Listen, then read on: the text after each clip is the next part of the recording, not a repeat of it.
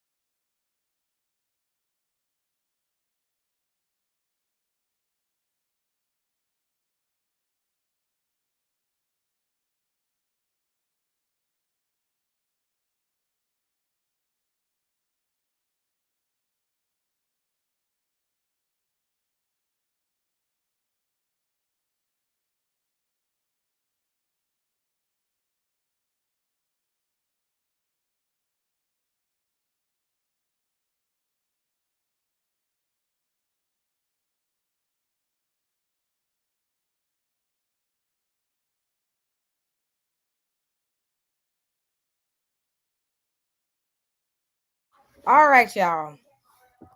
All right, can y'all hear me? Y'all know that I've just moved, so I'm in another room. So I'm gonna kind of wait for everybody to get in here because this is gonna be a good conversation. So I have been tagged as being a lawyer for IUIC. These saints are something else. I'm gonna tell you something. When you don't have we gosh, when you don't have enough common sense to answer a question and give you yeah, these people, some of these people are just special. That's all I have to say. So I'm gonna wait till everybody gets in here because I need everybody in here when I say this because I want to address a few things and I ain't mad at nobody. Yeah, they don't like it when I get there. See, my point is this: if you poke me, I'm gonna respond. I'm not one of those. I'm not one of those that you can poke and make pop shots at, and I'm gonna play dumb. And Mike made some pop shots like I'm not up here talking. So let me go into the whole conversation. So I got on Beren's channel. We were talking about is the church, black church, supporting the communities or the black communities. And I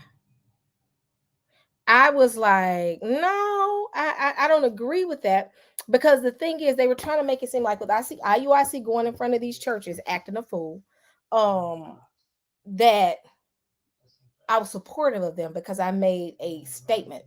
The statement I made was the black churches are not hitting the streets like they should.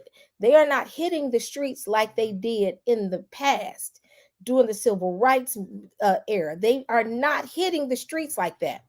So when I said that, I said that's the reason why groups like IUIC can go in and grab them because they're going places that some of these churches ain't going into. They're going into neighborhoods that some of these black churches ain't going into. So guess what? If they're not going, being honest, how many have seen a group of church members going to the projects? I'll wait. I'll wait. They don't go into the projects. They go places that we won't go. They go places some of these churches don't want to go. So now they're pulling the people that y'all thought were not good enough or didn't put any energy to into. They're putting energy into them. And guess what happened? They're recruiting them and they're joining IUIC and all these camps. And now y'all want to make it seem like it's IUIC's fault.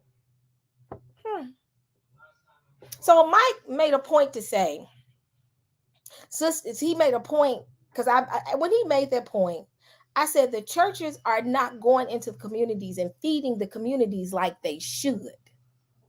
I said that because the church is supposed to do that.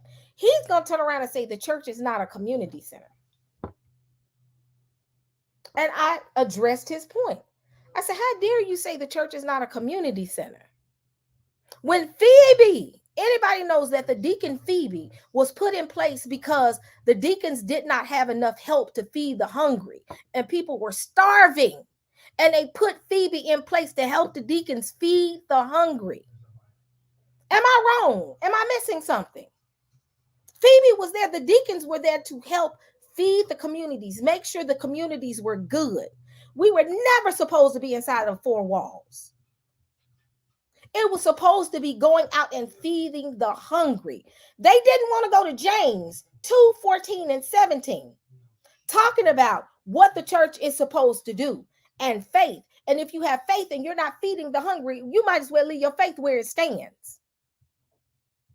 So don't do me. I'm not one to play those games. I'm very much so heated. I don't tiptoe around folk. I'm gonna call a spade, period. I'm gonna do that with everybody. I do that with my own folk.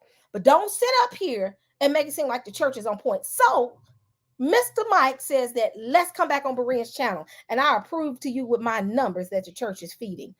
I'm gonna say, Mike, don't go get some generic numbers where the church is giving to some of these private organizations. My question was, can you give me proof that these churches are hitting the streets that they're supposed to do, like they're supposed to? Don't sit here and go pull some money, some numbers out of a database that says, oh, this church gave 1,000, this church gave 1,000,000, this church gave this. It's easy to give. Christ got and hit that ground and walked and fed people. Paul hit the ground and walked and fed people. They hit that ground and fed people and make sure that the body of Christ was physically fine and spiritually fine. And Mike was dead wrong for that statement. So he got up there, being Mike that he is, and go tell me you're over talking to me and you something about the whole prophet thing that, I'm not Cherry. Please don't do me. Because I'm going to call you out on your foolishness because I'm talking over you like you're innocent. My dude, I done seen you talk over folk numerous times.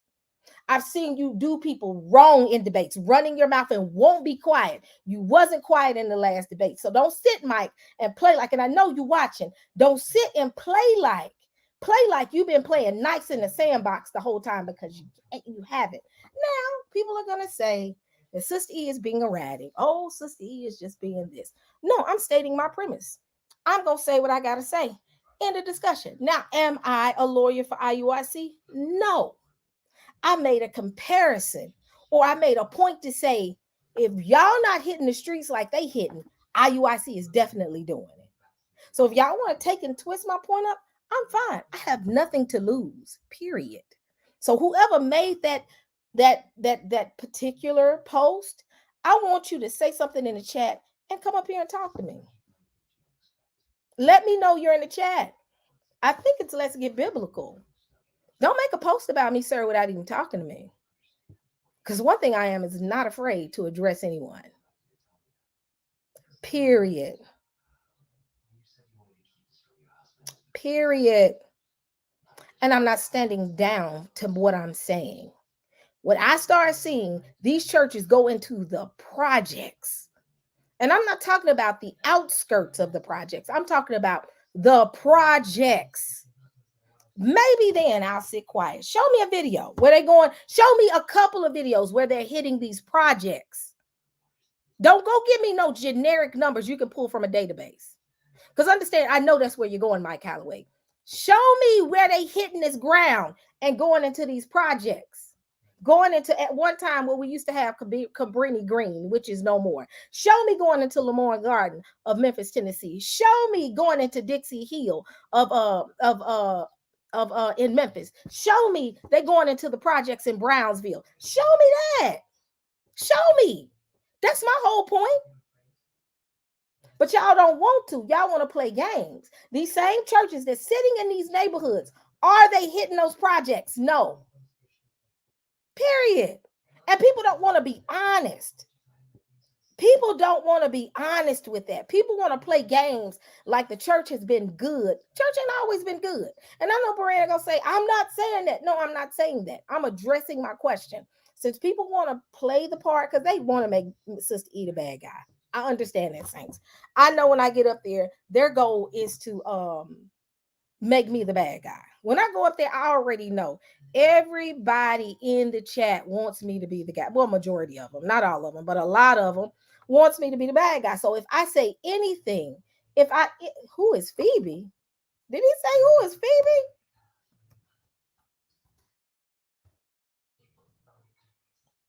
Did you say who was Phoebe?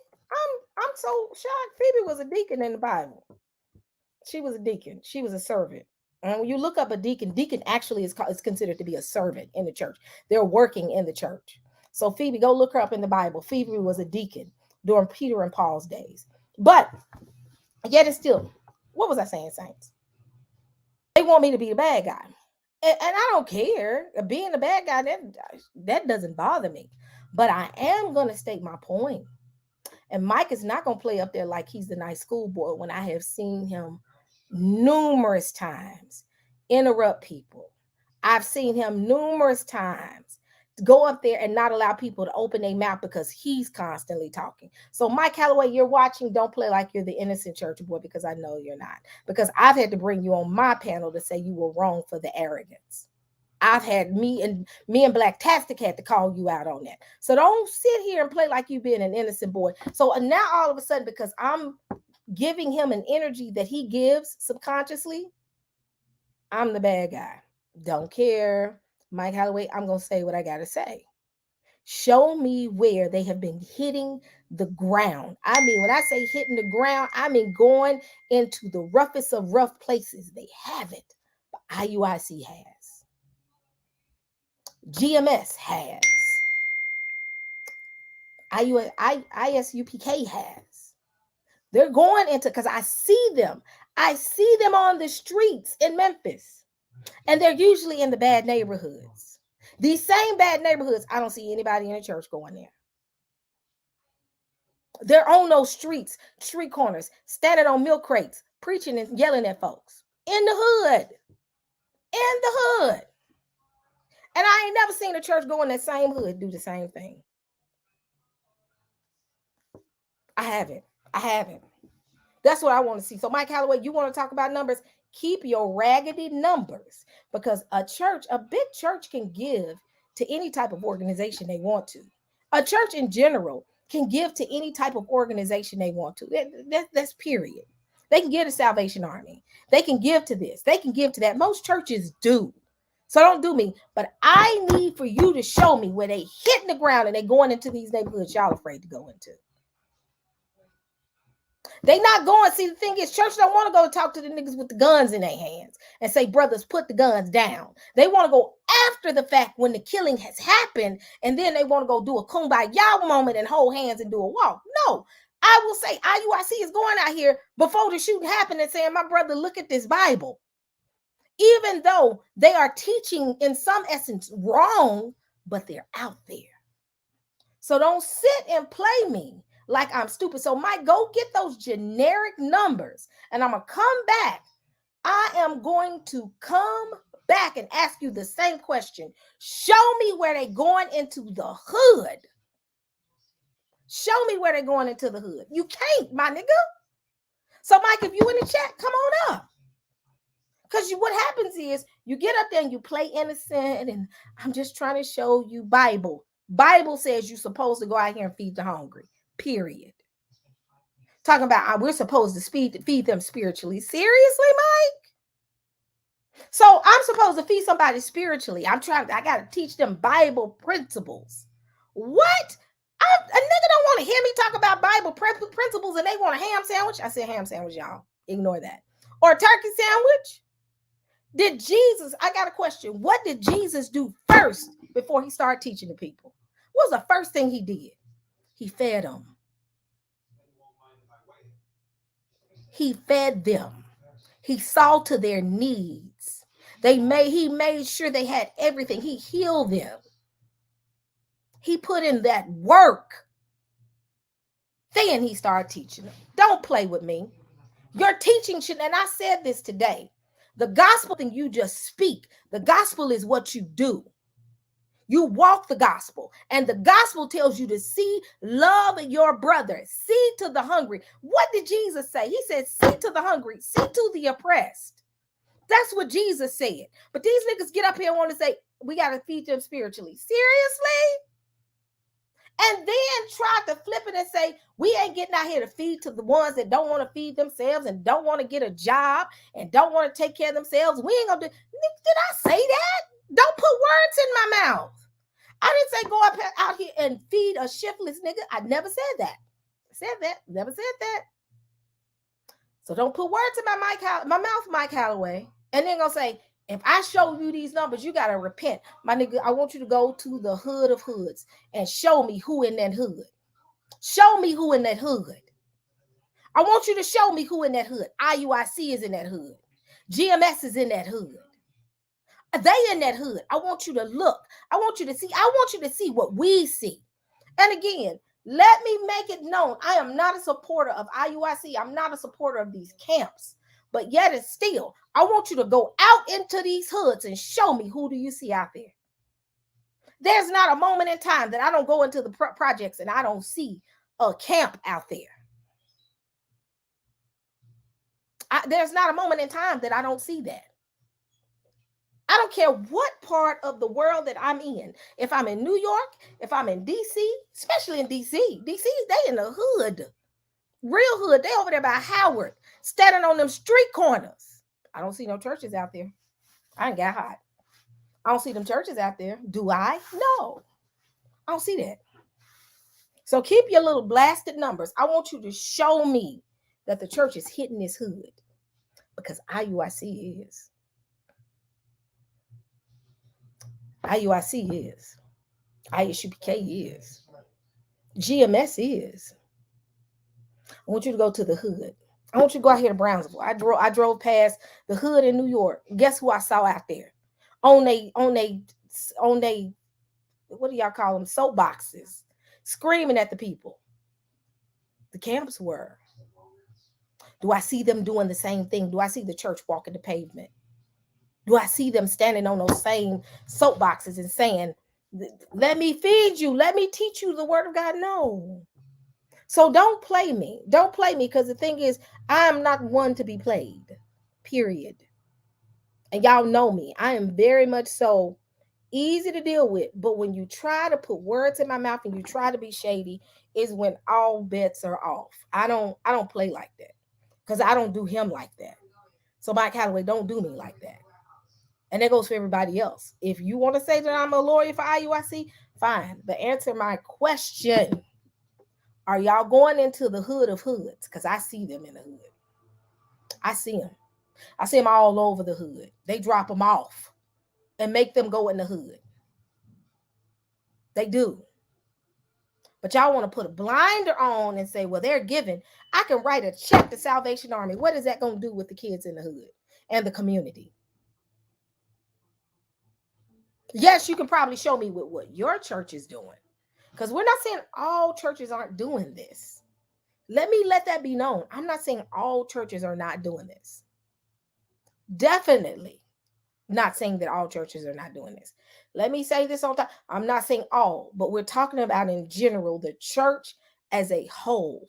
When I step out into these hoods, when I step out into these projects and these young boys watching, who do they see? IUIC. Who do they see? They don't, that period. And then somebody was like, so what is the Israelites ain't doing nothing for the church? Israelite is we're big, but we're small and we're fairly new. But the congregations I know, one thing they do on the Sabbath is they go and feed the hungry. That's a part of what they do. It may not be every Sabbath, but at least one or two Sabbaths out of the month, they go and feed the hungry. The ones I know. So don't sit and play me like I'm stupid. Because again, don't act like they not reaching. Because the ones that I know, they're going into these hoods. I'm hot.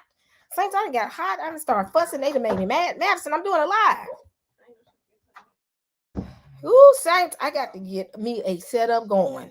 And I got to get a setup fast with this tiny apartment. But you know what? Mike like to play nice and then play like, oh, Sister E, you being erratic. Sister E, you being emotional. My dude, you was emotional 2 weeks ago on the panel going back and forth with Deacon. And I watched you because Dante had to correct you on it. Dante had to correct you. He did. He did have to correct you that you all can't go back and you didn't let him get a word in edgewise. You may not have been in agreement with him, but you've done it before, Mike, and don't sit here and play innocent because somebody else does you like that. It's a problem. Stop it, Mike Calloway. Don't do me like that. Don't do me like that. I love you dearly, but don't do me like that. I'm the one sister that I'm just like I'm not finna play that type of game. So don't do that. So you can go get whatever numbers you want, but I'm going to ask you this question. Let's go look in this hood. Let's walk through this hood together. Let me go do a recording in my hood and you do a recording in your hood and you tell me who do you see. I'll be in Memphis on Saturday. I can record and show you who be in that hood. I can. I can be in New York in the next couple of weeks and show you who be in that hood. I can get somebody to go into the hood of DC and show you who's in that hood. Come on now, don't do me. Don't do me. I'm not the one to play with. And again, I joke and I laugh and I trip with you. But when you cross that line and make it seem like you got the answers, see, the problem is Mike thinks he has the answers for everything, and we've already corrected Mike once on that. Mike, you don't know everything, and your arrogance is going to get the best of you. And today, that arrogance got a little beside him because he kept making little pop shots at me, and I'm like, wait, hold on. Y'all should have saw my face. I was like, are you making shots at me? I don't do shots good. I'm gonna my response to a shot is you're shooting at me. I don't play that type of game. I don't play that type of game. Don't play games. Anybody know me? No, I don't play games. I'm gonna be real with you. If I like you, if I don't like you. And Mike, you sat there and you played like you were the innocent schoolboy when I've seen you do people like that. I can go back and play a video where me and Black Tastic had to correct you on it. But you were so arrogant, you didn't let the young man get a word in edgewise. So don't sit here and play like you need to be quiet up here. I don't care what you say, Mike. You're wrong.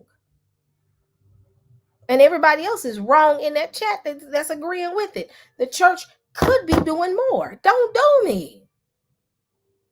And then get mad because IUIC cutting up. Don't get mad at them. Now all of a sudden everybody's like, oh, we got to do something. No, if you would have been doing something 20 years ago, 10 years ago, IUIC wouldn't have been able to get a hold of folks. What? I said it. Y'all would have been doing stuff 10 years ago instead of now, because now it's panic. Let's hurry up and do stuff because people are leaving the church. Why y'all doing videos on people leaving the church? Unless something's really going on. So you're reacting to a situation rather than being proactive and reaching out to those same individuals long ago. So guess what? You reacted and guess what? It's too late. It's too late. If it was not a problem, why is the UA community doing videos on the Black exodus out of the church? Because if it wasn't a problem, we wouldn't be having this conversation. Now, keep in mind, I'm not banging against the church because I grew up in the church. My church was actually good. Like I said, not all churches. I had a wonderful pastor. He didn't do tithe to pocket his money. He did tithe to make sure that people could eat in the church because he had a job. My pastor, when I grew up as a kid, was an attorney. And later on became a judge. So he had his own income. I saw the brother write checks to people in the church that didn't have anything to eat. And the only reason I saw it was because I was a nosy little kid. And I saw him writing checks, making sure people had their lights cut on. So I didn't experience that. But when I got older and started going to these other churches, I was like, this ain't normal. This ain't how people act. People see to the hungry. Where I grew up, I saw that. I saw the other side. I saw both realms. Now am I church hurt? No, but what they gonna do is spin it. Sister E is church hurt. No, I'm not. I still deal with my old pastor. I still deal with all my old pastors from my mom, from the church that I grew up at, because they were good guys. They did what they were supposed to do about their congregation. They had, in fact, scholarship funds. It wasn't a lot of money, but every year a kid graduated from high school, they got a couple of $1,000s to at least get a refrigerator and some food their first semester. So I didn't grow up, but I saw the other side where they had $10 lines, $20 lines, and they making it seem like it's only one or two churches doing that. Come on now. Now don't play dumb, and quit playing like it's just one or two churches. Don't play like that. Don't play like it's just three churches here. Oh, it's just a small community of churches. My nigga, I could play Larry Reed right now and it will put you to shame. Larry Reed, that's all he does is talk about what they've done, the church is doing. From molesting little boys to molesting girls to having babies out of wedlock. Come on now. I can go play Larry Reed right now and it'll shut all of this down. Every day he got some drama coming out of the church. So don't do me. I can play Larry Reed right now, saints. And Larry Reed gonna be like, yep, some pastor has raped one of his people in the congregation. Don't sit here. I'm gonna call a spade a spade. Just like you want me to come down on the camps because they want me to be real extra with the camps, I'm gonna hold y'all accountable too. How many times have I said the camps was wrong? Numerous times. But you want me to have a kumbaya moment with you all because you want me to say, oh, don't say anything. Oh, I'm going to talk about the church just like I talk about the camps. Everybody can get it. I talk about the Israelite community just like I talk about the camps. Everybody can get it in my world because I'm not here to baby people. I'm not here to baby you. I'm not. People call me out on stuff and guess what? Okay, I'm wrong. Let me get past it. We're human, but don't sit up here and play like the church has been 100. Don't play like the church has been 100 because your congregation or a few handful of your congregations are doing what they're supposed to do. I'm talking about a church as a whole. We ain't going to talk about the music industry. The gospel industry is Sodom and Gomorrah, which is the finances of most of these churches. Don't play. People come to churches for the music, and the music industry and the gospel industry on both sides, choirs and quartets, are Sodom and Gomorrah. Don't play with me. I grew up in it. I grew up in church. I grew up in choirs. I went to all the award ceremonies. I went to all the a Gospel Music Workshop of America. I've been to all of it and I've seen it. And it's Sodom and doggone Gomorrah. Don't play me. I know about these pastors that have side chicks when they go out of town. When they go out of town for these teachings, and they gotta go get a side chick. So don't sit and play like the church has been good. And then what they're gonna do is spin it like we're not saying that. Say they're gonna play the part that Sister is erratic. I'm fine. But you're not gonna smack me and I stand there and be like, oh, okay, I'm fine with you smacking me. You smack me, I'm gonna smack you back. Period. We gonna go toe to toe. You're not going to sit here and make me look stupid and try to make it seem like I'm being erratic when I've seen you do it. I've seen you do it, Mike Alloway. I've seen you come at people. I've seen you overtalk people. I've seen you do that. So don't sit and play that part with me. Don't sit and play that part with me. How many times have you spoke over people? How many times have y'all heard Mike Alloway speak over people? Put one if you've heard it. Two if you haven't. I've seen Mike do it. I can play again. Dante had to correct him. So you didn't even let the dude get a word in edgewise. But I'm erratic because I'm challenging Mike Alloway. You doggone right. Mike Alloway is just another man in my eyes. They almost put him as a god status. Everything go wrong. Oh, go get Mike Alloway. When I've heard times where people have caught Mike in foolishness, but what happens is they save him. That's their baby. I don't care. I don't care. I don't care nothing about Mike's feelings. Mike was wrong. Mike opened his mouth and said the church is not a community center. What? That's what made me mad.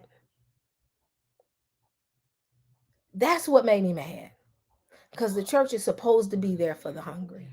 Then he tried to twist it in again and say, I'm not saying that. I'm saying that there. No, he's tried to come up there and say the church ain't gonna come up there and feed the hungry man that ain't taking care of themselves. Go get a job. You know how he talk. Did I say that, my dude? Show me where I said that the church supposed to be feeding shiftless Negroes. Never said that. Never said that. But we're talking about the ones that are not lazy. See, what happens is he'll twist it. And I heard him, I said, he changing. He flipping back and forward. Just in case he get caught and he can cover his tracks. I know what he doing. Don't play me.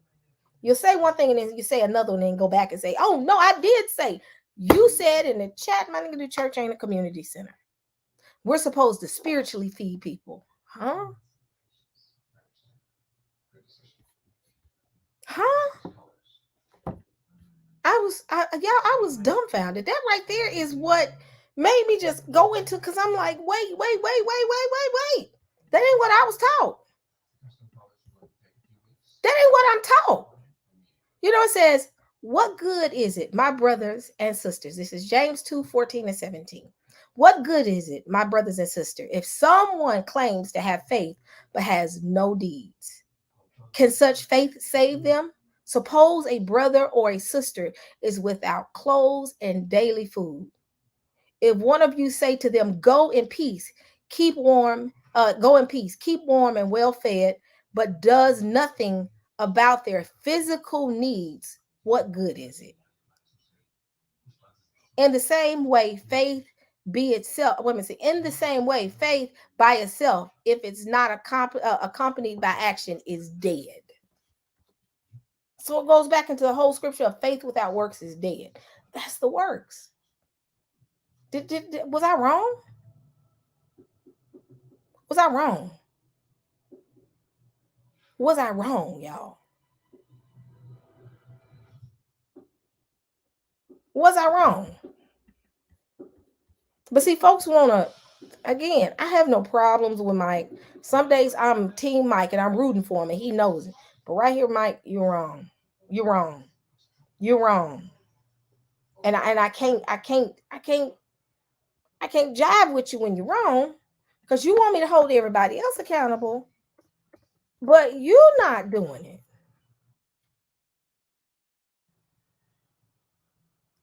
Really?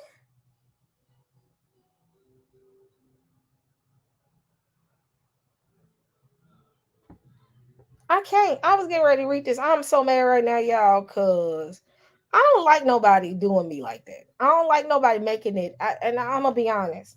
I'm serious about people, and I'm serious about people as a church.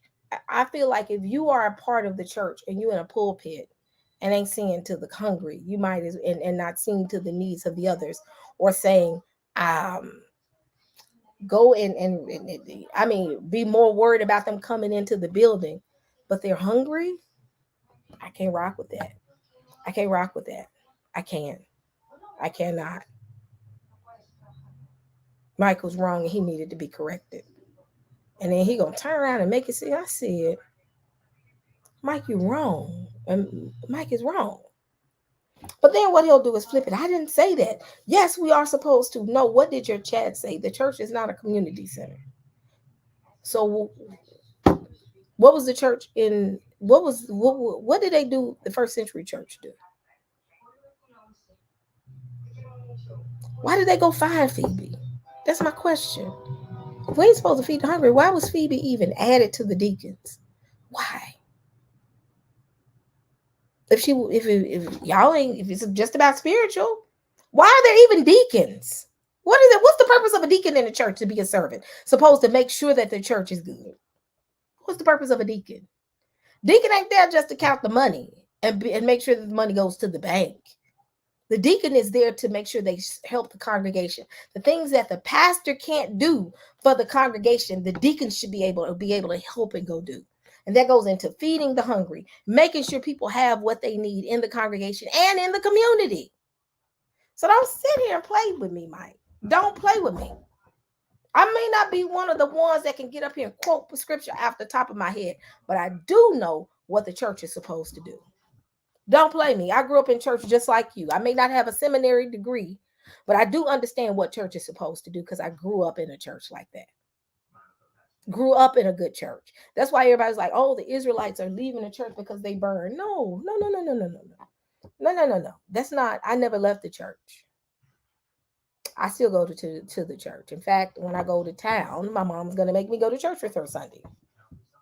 Even though I don't feel like it because I'm gonna be just flying in, but hey, and go and we'll have a good time. Y'all, I love to go and visit my home church when I was a little kid because they still about that street work. And it took me to leave my home church and go outside and start visiting these other churches and realize, wait, they don't do what my home church does. Maybe I need to go back to my home church. And I'm still quite a part. I'm still active with my mom's home church, my home church. I grew up in a church like that. Grew up in it. Love. I mean, when I say I love to go visit them old people because they all older now. All the young people are either grown and moved to other cities, but a lot of our parents are still there. So it's an older congregation. But when I say them saints is hilarious, hilarious. So I still go to the church and rock with them because they put in that work. I've seen my pastor, like I said. People come in and say, Pastor, I don't have anything to eat. And he wouldn't do it in front of the congregation. He'll take them into his office and say, let me talk to you in office because I'm nosy. I was a nosy little kid. I dip my head in. Nigga, come here, get from over there. But by the time I did my head, I didn't see this man myself write checks or reach in his pocket or family, let's do a offering for them so they can eat and find somewhere to live. Saw it. So you telling me that the church ain't supposed to do that? Come on now. Yeah, he said that they ain't supposed to. I'm over it. I'm so over it. I'm so right there. I think that sent me up the wall because that's a special place in my heart because I saw it. And for him to open his mouth and say the church is not a community center, it's supposed to be there for the sick. The church is not for y'all to sit and have these elaborate debates and congregate and conversations and what can you do to beat the Israelite community teachings. It's supposed to be for the hungry. It's supposed to be for the hurt. It's supposed to be for the sick. It's not for y'all pastors to put y'all suits on and sit and preach and talk about what is hermeneutics and what is this, what is that. A person who's hungry ain't gonna want to hear that. We so caught up in the seminarian conversation that we're forgetting that the church is supposed to be a community center when you look at it, because it's supposed to be there for the community, for the sick. Did Christ say go get in the pulpit and preach a sermon? No. Christ said go feed my sheep. Go, and he didn't say just feed them spiritually. He meant feed them physically as well, because he did it. He did it. He fed people. Did Christ just go into the neighborhoods, preach, and leave? That's what the Pharisees did. The Pharisees did that. Pharisees saw to their own needs. The Pharisees sat in the synagogues and forgot about the community.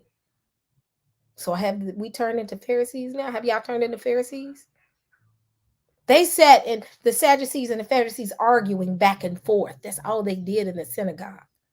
Why did Christ go into the church and kicked tables over? Because they had forgot about the people and was more concerned about the money and their theology. I don't want to hear a sermon fall out your mouth if your people outside are hungry. I'm just saying. So have y'all turned into the Pharisees and want people to sit and agree with your Pharisaical the conversation? No, I'm not. Just don't get mad because I brought up something and it cut. Don't get mad because I said that, because they're going to go and chop this video up. Fine. I'm good with it. I won't take the video down. Y'all got content today. So y'all want it? I've been quiet for a good little minute. I'm going to give y'all some content. What did Christ do? Show me what Christ did. What did Christ do? What did Paul do? What did Peter do? Just saying. I may not be the strongest biblical person you think of, but I do understand what you're supposed to do. We're so caught up in these titles and these seminaries and understanding all these books and what is the new theological term, what is the new phrase, what is the new thing we're going to talk about. We've turned into the Pharisees. They've turned into the Pharisees pretty much. All the while you got people out here hungry. And guess what IUIC doing? It's like, go ahead, still argue about us. I'm finna go out here in these projects and get these folks. Yeah, keep having these panel conversations about us. That's good. Because you know, IUIC don't care what you're doing. You can talk about them. While y'all talking about them, they going out here snatching them left and right. Snatching them and bringing them into their groups. Don't get mad at me because I said that. Am I in agreement with them? No, but we got to state the obvious. The obvious is y'all too busy trying to be philosophers in the house of God, trying to be these great seminary and theologians that y'all just want to be Wait a minute. We're supposed to serve the people. But y'all getting mad. And y'all want to see and say, I can prove it. Show me a church going into the hood, Mike Calloway. Don't go get no generic numbers because we already know churches give to organizations. That's easy. I could write a check all day long to Salvation Army. I can do that. That's easy. I'm talking about hitting those streets. Are y'all doing that? Because I bet you some money. I didn't see IUIC do it. IUIC has done it. And now all of a sudden, everybody is in a state of panic because IUIC is standing out cutting the heck up in front of y'all churches. And IUIC is cutting up in front of some of these Israelite community churches as well, which y'all don't realize. They do the same thing to some of us. But y'all upset. Oh, IUIC out here fighting with the churches.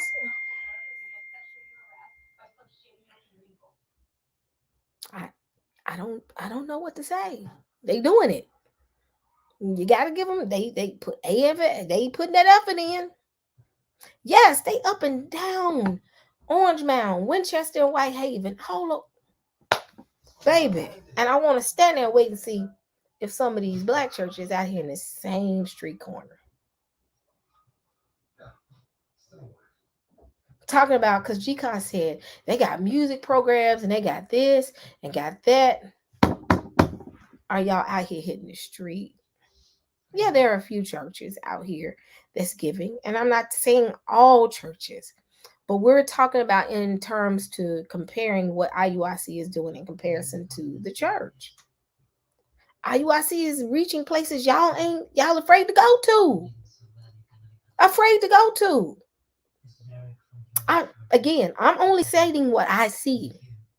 When I go into the hood, I see IUIC. I don't see.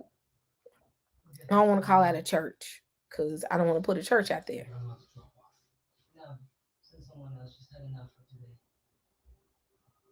You know, I'm not gonna talk about, but ultimately I was reading the chat, y'all. But you can't get mad. You can't get mad at them. Stop blaming them when you need to be looking at yourself to say, what did we do to get in this situation? What can we do to fix this? IUIC is doing what they're supposed to do, what they gonna do. I can't blame IUIC for if y'all had a grip on the community, IUIC wouldn't have been able to come in and infiltrate. Now these same ninjas y'all didn't want to go and reach out to because y'all thought they wasn't clean enough. They didn't offer you anything, are now part of IUIC. Don't be mad. Am I in agreement with it? No, definitely not in agreement with it.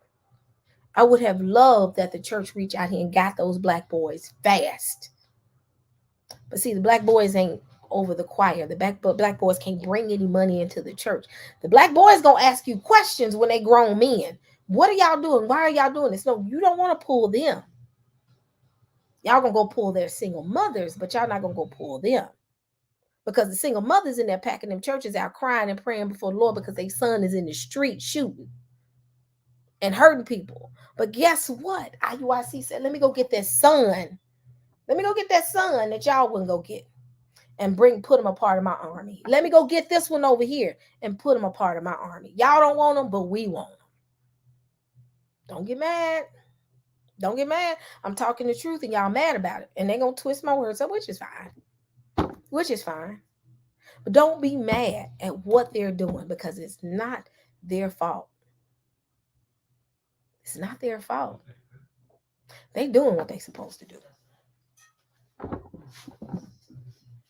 Y'all say he operating in the Antichrist spirit? That's fine. But why is it they have such a foothold in these? Every single IUIC building, every single GMS building I've ever seen is in the hood, in the same hood they're in, they're going out here. Yeah, they're going to say Sister E is camp supporter. Look, she got her hair wrap. I got my hair wrap, y'all, because I got to get my hair done. So let me clarify that. I will be back to normal here soon. So I got to get my little hair done. They'll be saying, Sister E's a part of a camp. Look at her hair wrapped and she over here supporting the camps. No. Sister E had to wrap this little hair up, honey, because it's a mess. But back to my original point. Why y'all mad at them? Why y'all upset that IUIC is out here? Pastor Darby warned y'all of that.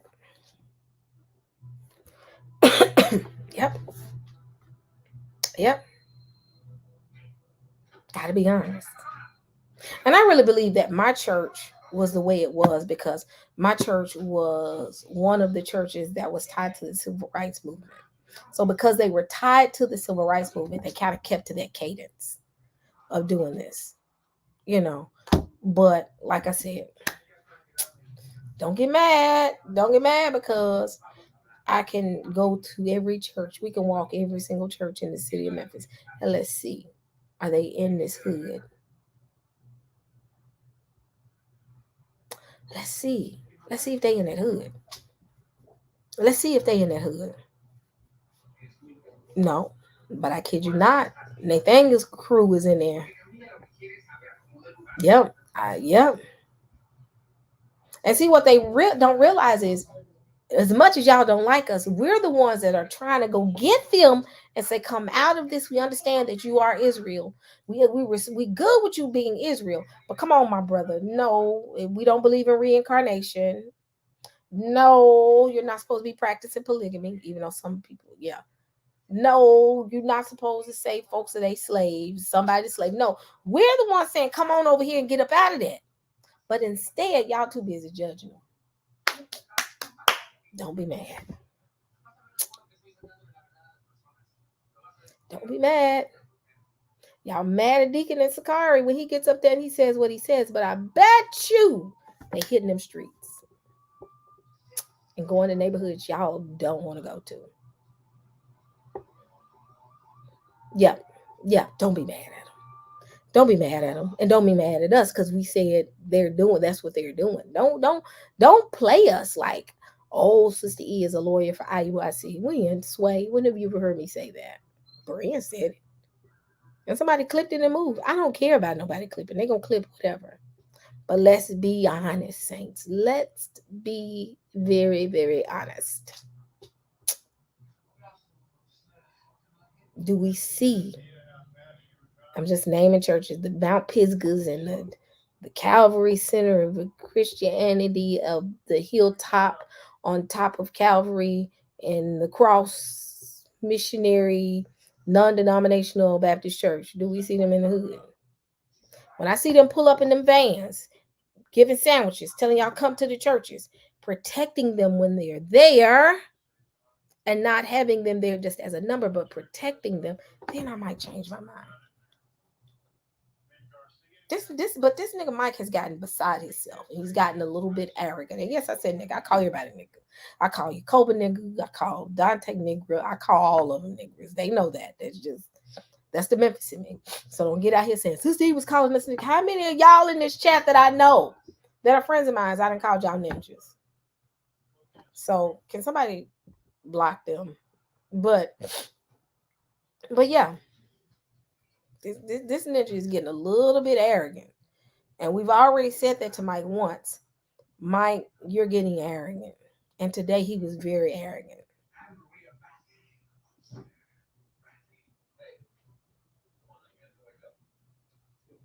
He was being very arrogant. And don't nobody like to question Mike. Mike was wrong.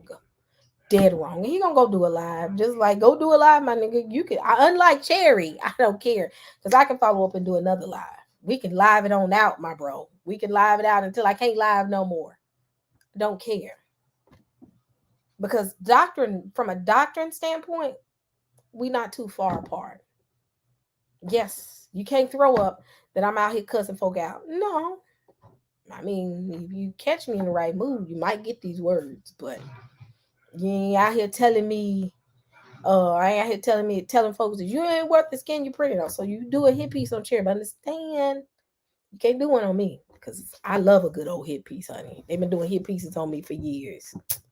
So, but yet and still, I'm still gonna say you're wrong, my brother. You're dead wrong. I love you though. You're dead wrong though. And that was a little bit arrogant of you. For you to sit first and tell me to be quiet and play like you're quiet on panels. How many times have we seen Mike Calloway interrupt someone? When was the last time we've seen that? I'll wait. I can understand if Mike has been playing good the whole time. Oh, I can understand if Mike has been playing good the whole time. Then I'd be like, that wasn't right. One person I say that has always been even-tempered and very nice has been Watcher. While the rest of us you can get them words, period, out of all of us. So Mike, don't sit here and play like you have been the innocent through the whole on all these panels. So sitting there saying, that's the problem, and this is no. Now you're being self-righteous, my dude, because you've interrupted people before. You've been rude. You've gotten heated. So don't do it. Thank you, Harlem. So don't do it. My point, and I'm gonna go back to that point. You said the church is not a community center. They're supposed to feed them spiritually. Show me in the Bible where you're not supposed to feed the hungry. And he'll backtrack and say, that's not what I said. You said out your mouth the church is not a community center. I think it is supposed to be a center for the community. That's what a community center is. It's a center for the community. So the church should be a center for the community.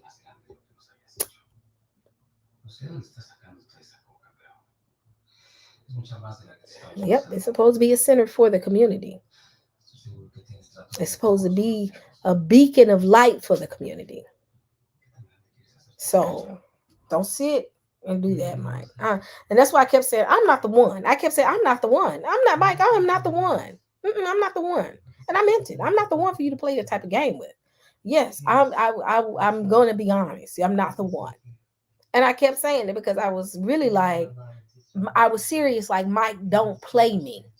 And I'm like, I don't like when people are not being genuine. And Mike wasn't being genuine this time. Don't play me. We cool, Mike. We real cool. We real cool, and you my bro. But I gotta call you out. Don't play me, Mike. Don't sit here and play like you play innocent, Mike. Because it's been numerous times I've seen you act a plum nutcase on these panels. And then they gonna go do one. Well, y'all, kumbaya, Sister E. Y'all not supposed to be arguing. No, Mike was wrong. When y'all gonna say Mike is wrong? That's a problem. Mike is y'all savior, and y'all afraid to say Mike, you're kind of wrong.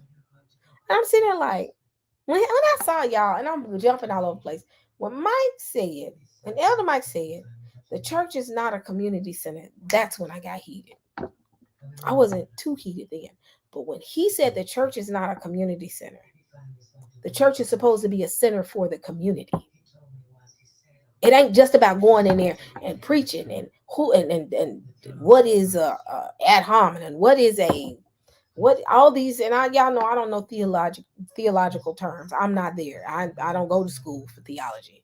I commend those brothers who do, but y'all, that's all y'all want to do is go in there and have these wonderful conferences and break down the Bible. What is breaking down the Bible gonna do for somebody who need a sandwich? They mind on their stomachs. And he said it wrong. He don't want to admit that he's wrong. Watch, y'all, he ain't gonna admit when he's wrong. He gonna switch it and make it seem like, oh, Sister E said the church is X, Y, and Z. Oh, yes, I did say that. I did say that. But Mike will not say his statement was wrong. Just watch, because Mike can never be wrong. This is where the arrogance kicked in, and we've already told Mike that his arrogance sometimes get the best of him, and he got up there and he was arrogant, very arrogant. And he kept saying, I didn't say your name, sis. I just said, I was the last person that spoke to the thing, to the comment you made. You didn't make it all about them when you knew that I was directing that comment to your comment. So don't make it seem like you talking to the broad audience. You know you talking about me because I said it to you. Don't do me like that, Mike. Don't play the game. I read game. And I'm going to tell you, don't do it. He going to sit there and say, I wasn't addressing you. I was addressing everyone else. But you addressed the point I made. And I said, Mike, you're wrong for that. So I would assume you're addressing what I was saying.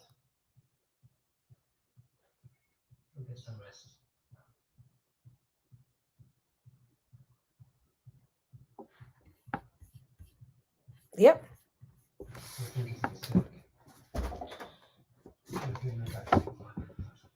Mike, you're wrong, my bro. You're wrong. You're wrong. And that's all to it. So they're gonna play it as if I'm erratic. And I'm like, y'all know don't play games like that. Y'all know I don't play games like that. I don't play the word games that they're playing. I don't no, Mike, don't do me like that. Don't do me like that. You know I don't have patience for it. Because I'm gonna try my best to be as real can be. I'm gonna try my doggonest to be real. And but for you to say that, no, come on now, Mike. I love you. Friend, I love you. Y'all wrong though. Y'all wrong. And then they're gonna say, well, Sister, you kind of wrong. You are kind of supporting the camp. I'm not supporting the camps. I just stated the obvious. Because I stated the obvious, I'm wrong now. Because the obvious, what I saw was when I go into the hood, that's all I see is camps. That's all I see on Saturday is camps. I'm just saying. All over Memphis. And Memphis is definitely a chocolate city. And again, I'm not saying that there aren't churches out here that have good outreach programs. Not saying that. But what I'm saying is, as a whole, I'm seeing some stuff that if we would have nipped it in the bud 10 years ago, IUIC wouldn't have been able to do what they're doing. IUIC's numbers wouldn't have been growing as fast as it's growing. Because being honest, IUIC is bigger than all of us. They bigger than our small community. IUIC got millions of followers. Millions. I think IUIC and I think IOG are the two biggest ones. And I'm not really talking about them because they ain't out here on the street corner cussing folk out. But we're talking about IUIC. IUIC got one of the biggest. How, Sway? How? It ain't a million people that's mad at the church. No, it's a million people that we missed. Y'all missed. We missed. Because they didn't look the way we wanted them to look. Or maybe they stated the obvious and we didn't take it that well. So we silenced them. Or we didn't fit the look of churchgoers. We didn't have anything to offer. We didn't need, and guess what? IUIC says, what you don't want, I want, and I'm finna take them. That's the obvious, saints. You can't get mad at the obvious. Because y'all got to realize some of us are fighting against that too as well. You know, just saying. I'm just saying, don't get up here and play. Don't play like I'm wrong. And see, that's what happens. They want me to play. And I'm going to say this. And I'm going to say this loud and clear. Sister E is not one to just go play along with what everybody is saying. I've never been that type of person. Now, sometimes I won't say anything because I just know it's gonna create a little havoc. But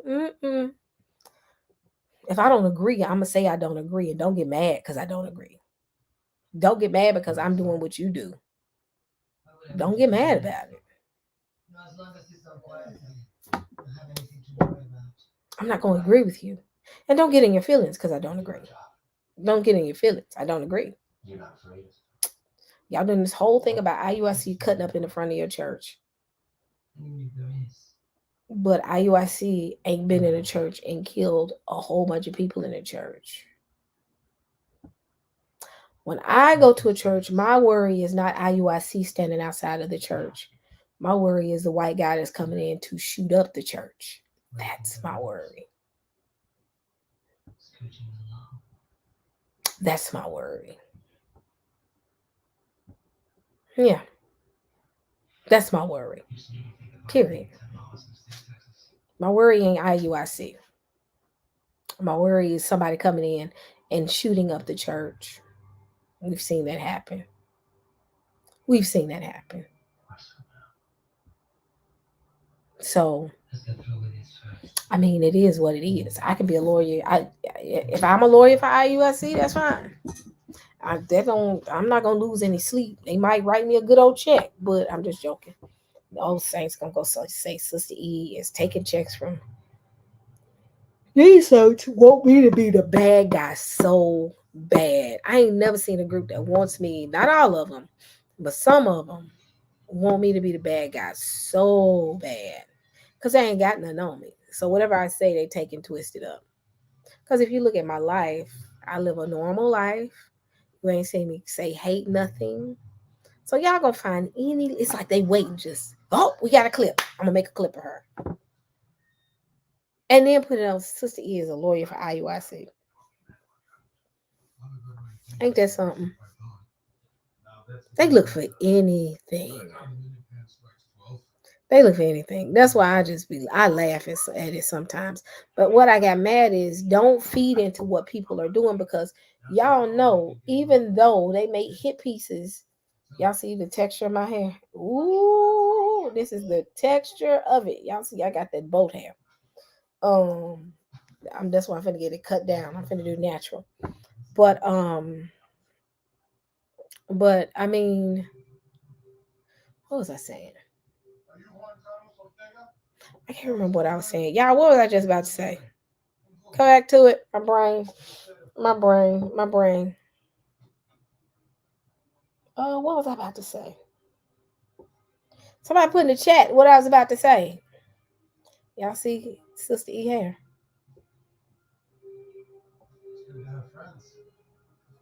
Yes, it is. Good and nappy, honey. I got that good Israel hair. Yeah, they want to catch me. Yeah, I got that 4C hair. They want to catch me slipping. Oh, saints be waiting. Oh, saints be waiting. They be waiting. They be soon as I say something. Yes, like wool. But soon as they say something, soon as I say something, they say, Sister E said, what? Let me go do a clip real quick. Y'all. I just sit there and I just be like, really? You missed my whole point of what I was saying. You missed the whole point of what I was saying. This just shows that some of these folks are slow as slow can be. They love to say context is key, but yeah, context is not key. They missed it. They missed every word that fell out of my mouth.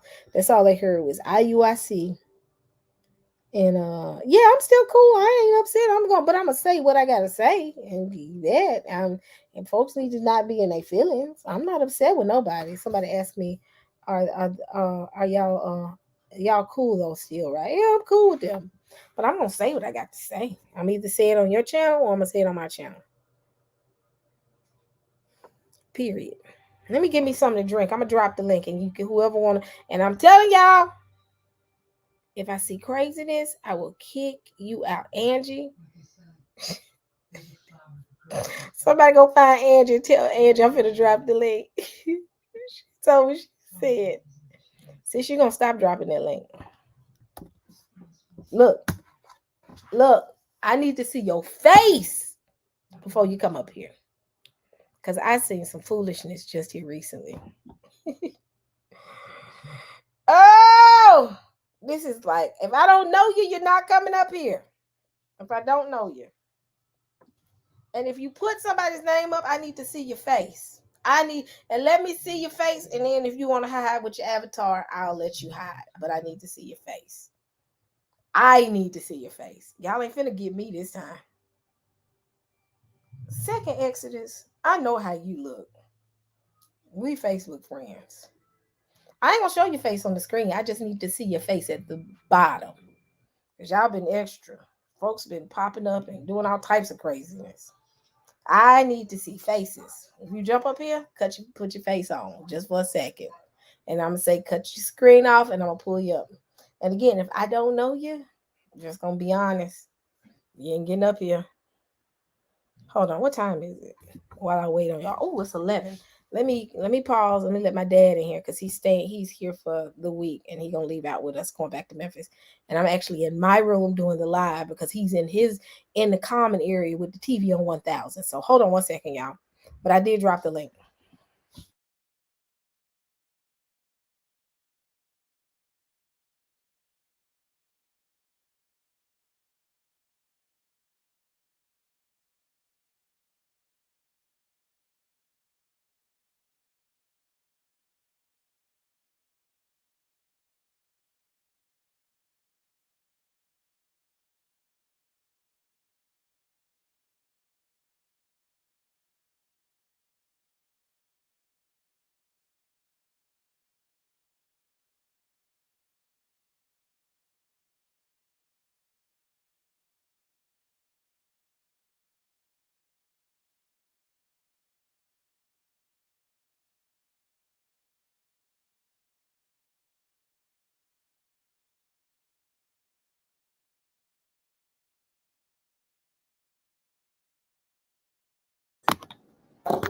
All right, Saints, I'm back. Hold on.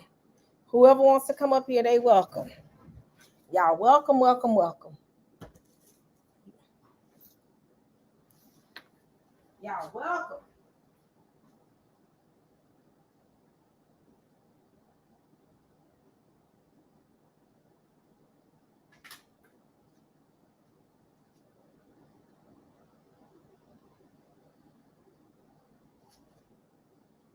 Hey, Yakoba, I just dropped the link, my friend.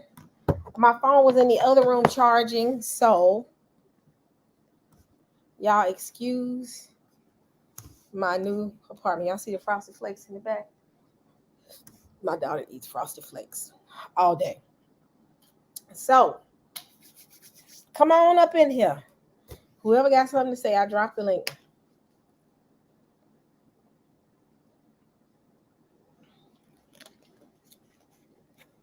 I'm gonna show y'all how big Rio got. Come in, Rio. While I wait on people. Y'all see how big he's gotten? He don't like it. Okay, I'm sorry. You too heavy. He too heavy. Y'all see how big Rio has gotten? Rio is 20 pounds. And he's chasing his tail. So, you want to come back up here and meet the people? Say, no, I want water. Who else got something to say? Y'all quiet tonight? Y'all saints is quiet. Should be giving you no water this late. I know this Big Red because you're the only person with an avatar like that. This is true. Oh, what's good? What's good? Not much. Up here cutting up with these ninjas. Yeah, I just had a interesting dialogue with him on Facebook for the past 2 days. He was calling me a liar because I said that a lot of the men in the church right now are zesty, And he's like, oh, that's a lie. You lying. And then another sister came in on a thread and was like, nah, you're not lying. Hey, real zesty right now. Real zesty. Like, you know, and his pride is just on 10. It's on 10. Like, he made all these assumptions about me, and I'm like, bro, I just let him, you know. And I'm like, bro, I'm not lying. Like, my parents was pastors. I grew up in the church. I'm not saying this out of just something I guess. Like, I've argued with these seminary dudes even when I was a Christian. I used to argue with Calvinists all the time because they got the goofiest. That tulip doctrine is goofy.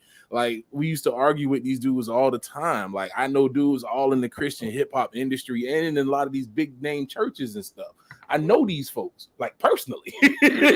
Like, I'm not just somebody that just went to a local church and just making a broad assumption because he got his feelings hurt by some nonsense. Like, I know some stories. Like, I know a dude that used to make money by going and preaching in different pastors' church and be sleeping with the pastor and his son. Oh. And he did this all over the United States. These different pastors was calling this cat, and he was making money doing this. Like, this man sat down and told us these stories and told us names. Yep. And you know, I came from the choir scene, so I know a bunch of zesty stories. Come on. Of them. I asked him on Facebook. I was like, why is there the trope of the zesty choir director? Why is that always a trope of the choir director being a homosexual man? And he just jumped and went and, did all these things and started to gaslight. And that's one thing, like, to all Hebrews, don't let these people gaslight you, man. Do not let these people gaslight you, because they will try to just move the goalposts, bring in all these other different things, try to make you seem stupid. Like the other argument we had with him, he was trying to say that you can't use Google as a source. Now, I didn't want to just kind of go in and attest how stupid that sounded, because nobody in the history of ever uses Google as a source. Like, nobody says, oh, my source is Google. You use Google to get to different things. So I literally asked him. So I said, okay, if I use Google and I go to JSTOR and I get a page out of Herodotus, the histories, and I use that as a quote, it's invalid because I went through Google. And he's like, yes. And I'm like, Herodotus is a writing that is quoted in scholarly articles, but because I found the article through Google and didn't go to some institution and let some white dude take me through his rituals and then get access to the book, it's wrong? All right.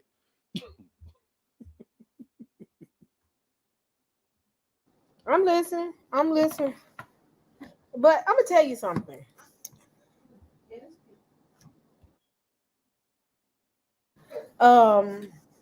We talking about the zesty pastors. I mean, and it's not even the zestiness; it's other stuff that's going on. I mean, we got that. Then you have, like I said, I can do a live every single day on something Larry Reed has talked about. It's so interesting. They have so much to say about the Hebrews, but I was in the church heavy when they was toting what's his name, Eddie Long, on their shoulders and calling this nigga a king and wrapping him in a doggone Torah after he just got finished rubbing on some little boys, and they want to march him around and call him king nigga. Like, nobody had nothing to say about this. They was quiet. No, I ain't see nobody going in no videos, wasn't nobody on no YouTube. Nobody was raising no campaign against this man. But let a couple people talk about they the Hebrews, and now all of a sudden you got jokers just forming campaigns.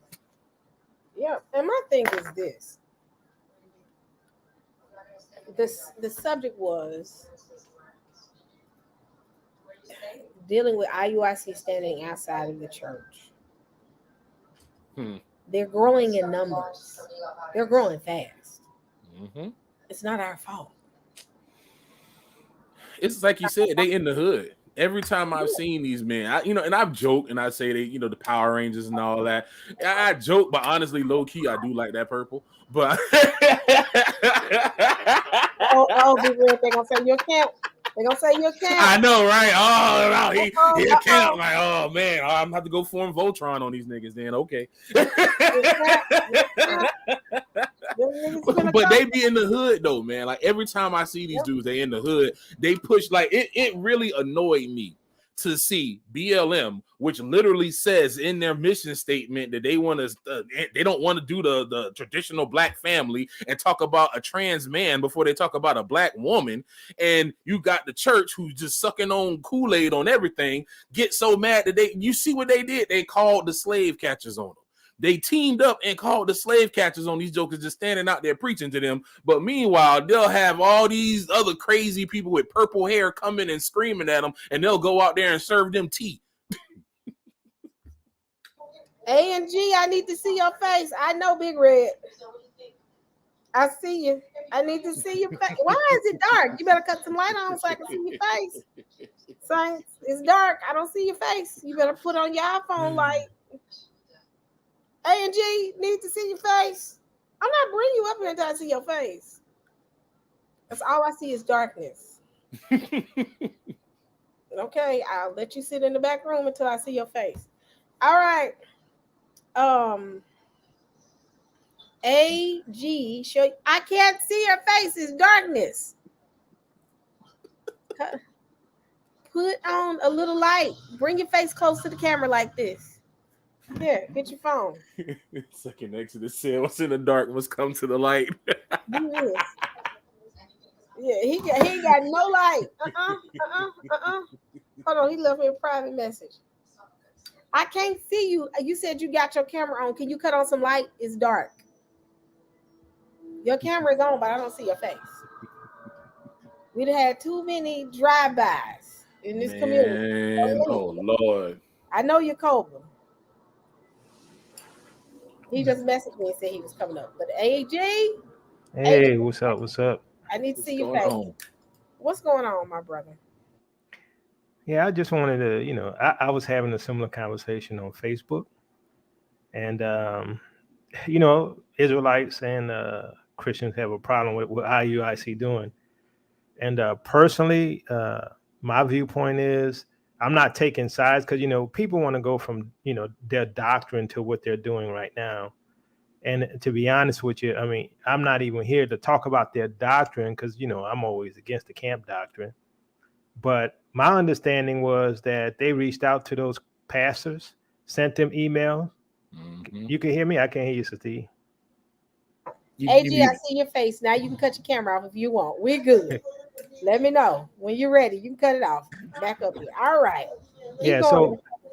So they sent, from my understanding, they sent letters to those churches to reach out to them, and they were ignored. So now that they're showing up at their churches, everybody got a problem with it. And I have a problem with the Christians, right? I see this hardness. I see this lack of humility. I see this lack of love and compassion and reaching out to their own people. Yeah, their doctrine may not be all that, but they, in their minds, some of them, I'm not saying all of them, but some of them are trying to do the work. Some of them trying to reach out to people and teach them about Christ. Now, like I said, let's not get into the doctrine. Let's look at their motivation, because the Bible says there's a time when we're going to come into the unity of the faith, and we're not there yet, but they're doing what they think is right. And I think that the Christians brought it on themselves. And, I got heat on Facebook for saying this, but I think what they're doing is forcing the conversation. How many times we were gaslighted? How many times were we ignored? And here's the thing. Like you were saying, Sister E, the Christian church ain't picking up the gavel, not going into the projects. When I was a minister in a Christian church, we used to go into the Desire Project, St. Thomas, all that. We used to go all that. I don't see these people going into projects no more. They're too much about their money and living their high life and think, oh, I'm blessed in Babylon. And I think it's hypocritical for them to not reach out and see what these guys are saying, because everything they're saying isn't wrong. I don't agree with everything they say, but everything they say not wrong. And I think Christians have a problem with that. Oh Lord, we're gonna be at camp. No, I'm just joking. What's up, AG?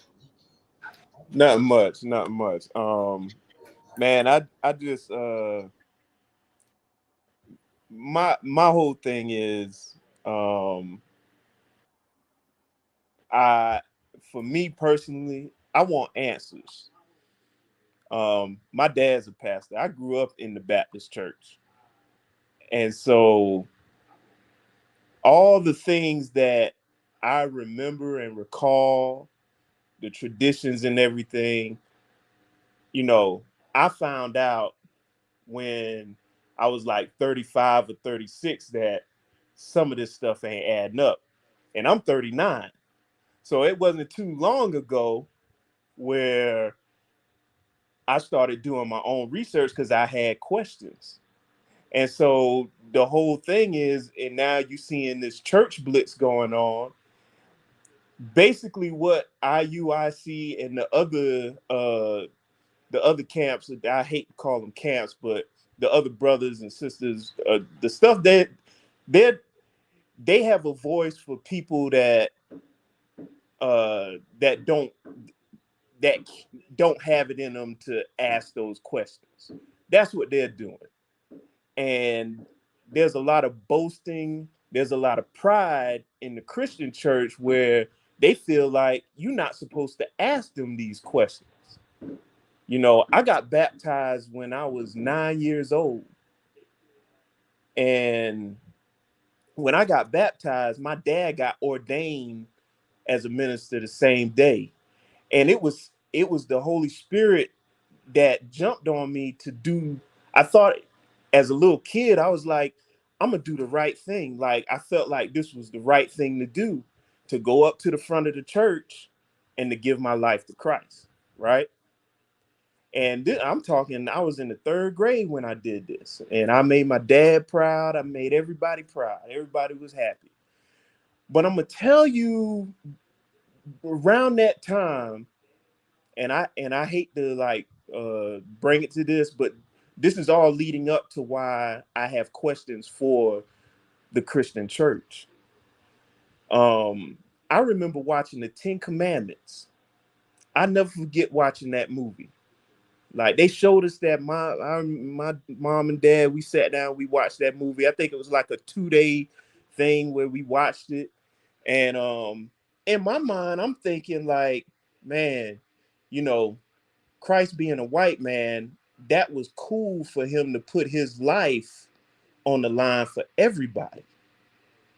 So when I thought, and the people of the book I thought was white, I thought this coming up, I just thought they was white, and I thought that it was a good thing that they did this for everybody.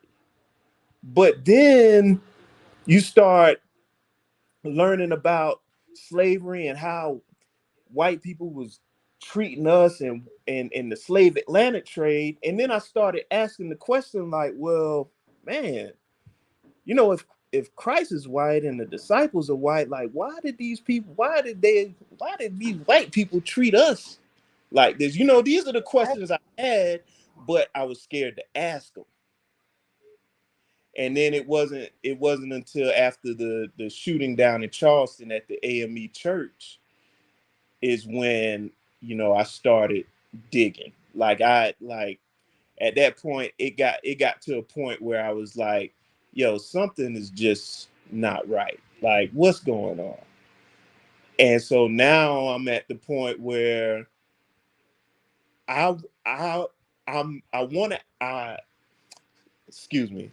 I want to ask these questions because I want these pastors to answer truthfully about a lot of the traditions that we came up doing in church. I man, be watching Berean TV, watching the panel, and watching them go into scripture, and you can read what the scripture says, and for them to say, it seems like every time they always say, "Nah, that's not really what that's saying." And I'm just like, man, this is crazy. Like I'm reading the scripture, and it's saying exactly what you know what we see it saying, but they're telling us no, it's not saying that. And I think that's the big problem. And I think because of pride, because of the boastfulness, they won't come to say, you know, we might have been wrong on a few things. But that's the mindset of the Pharisees. That's that Pharisaical mindset. that we have the educations, we are the seminary theologians. I can break down words for you in the Greek and the Hebrew. I can't be wrong. The church has done a lot and they don't want to be honest. They don't want to be honest that because y'all are so mad at IUIC, but guess what? You got to ask yourself, why are those brothers running to IUIC? Why? They don't want to ask that question. Why are they running to GMS? Why? And the thing is, you said something that was very important. They answer the questions that we ask. Like example, Dante doing a thing of ask your pastor. That used to be hilarious when he used to do those. But that was a good teaching. Ask your pastor. But the thing is, I'm gonna be honest. The church is literally about to turn into a synagogue with the Pharisees in it if they don't be careful, because they're so blinded by their arrogance that they're not looking at themselves and say, wait, we doing something wrong. We got to go back and fix it. But instead, they doing hit pieces or doing lives or doing conferences. They love a good conference. They're doing conferences on why is it that we have a black exodus out of the church? What? Something going on where y'all doing these wonderful conferences. What is a conference gonna do? Nothing. Yeah. And I Yep. and I think the reason why they won't ask that question is because once they start asking the question why, then that means there's some accountability on their part to go get those answers. And when they start finding those answers, they'll start realizing that some of the stuff that they're hearing from these camps might be spot on. And then now you got to look at whoever you was taught by and like, man, did they purposely like deceive me in the teachings that I got from whoever? And I think that's what they don't want. That's why they don't want to uh go really find the answers to why people are leaving. Why are these camps, why are these camps blitzing the churches? Why are they out in front of our churches like this? they they really don't want to answer that question, because once you start to answer that question, I think they will uncover a lot that's wrong with the church today. And you know why they leaving the churches? Is because people are saying that's BS what y'all saying. And y'all giving me the same thing y'all gave me 20 years ago, the same message, nothing new. They go to the camps and the camps show them who they are. The camps show them their history and show them how we've been persecuted by these people and that the Bible speaks about it. And you know what the church does? They ignore every single thing that they brought up, and it's all in the Bible. Oh, that's not that, y'all got that wrong. That already happened in Egypt. Oh, you got, you know what I'm saying? And they think we stupid. And most of us are educated, right? Now, like I said before, right? I think both sides have doctrinal issues. IUIC, the camps, they have doctrinal issues, and the Christian sides have doctrinal issues. I think both of them need to step back and be honest with those issues. Because what I find is people like to ignore scriptures that counter their position, right? Instead of being honest. And that's why I think both sides can't talk, because both of them do it, right? The Christian side ignores scriptures, the camp side ignores scriptures, and you can't have a middle ground. You got the two extremes. And so, like, to me, what comes to mind is Romans 10 when it comes to the Israelites, to the camps. They have a zeal for God. They do. They out there doing the work. They're on the street. They're trying to win souls. They're doing what they think is right, but it's not according to knowledge. And some of them reject the New Testament, and some of them reject Yeshua. We got huge problems there, right? And so they give fuel to the Christian side for those who are what we call messianic Christian, or believers at least, messianic believers. And so now, you can't be on the camp side and you can't be on the Christian side because they're both not honest. And I think that's the biggest problem. I agree that honesty is something that everybody got to be willing to come to the table with. Just like they love to call out the leaven in our world, I would love for them to pay attention to the leaven they have in their teaching.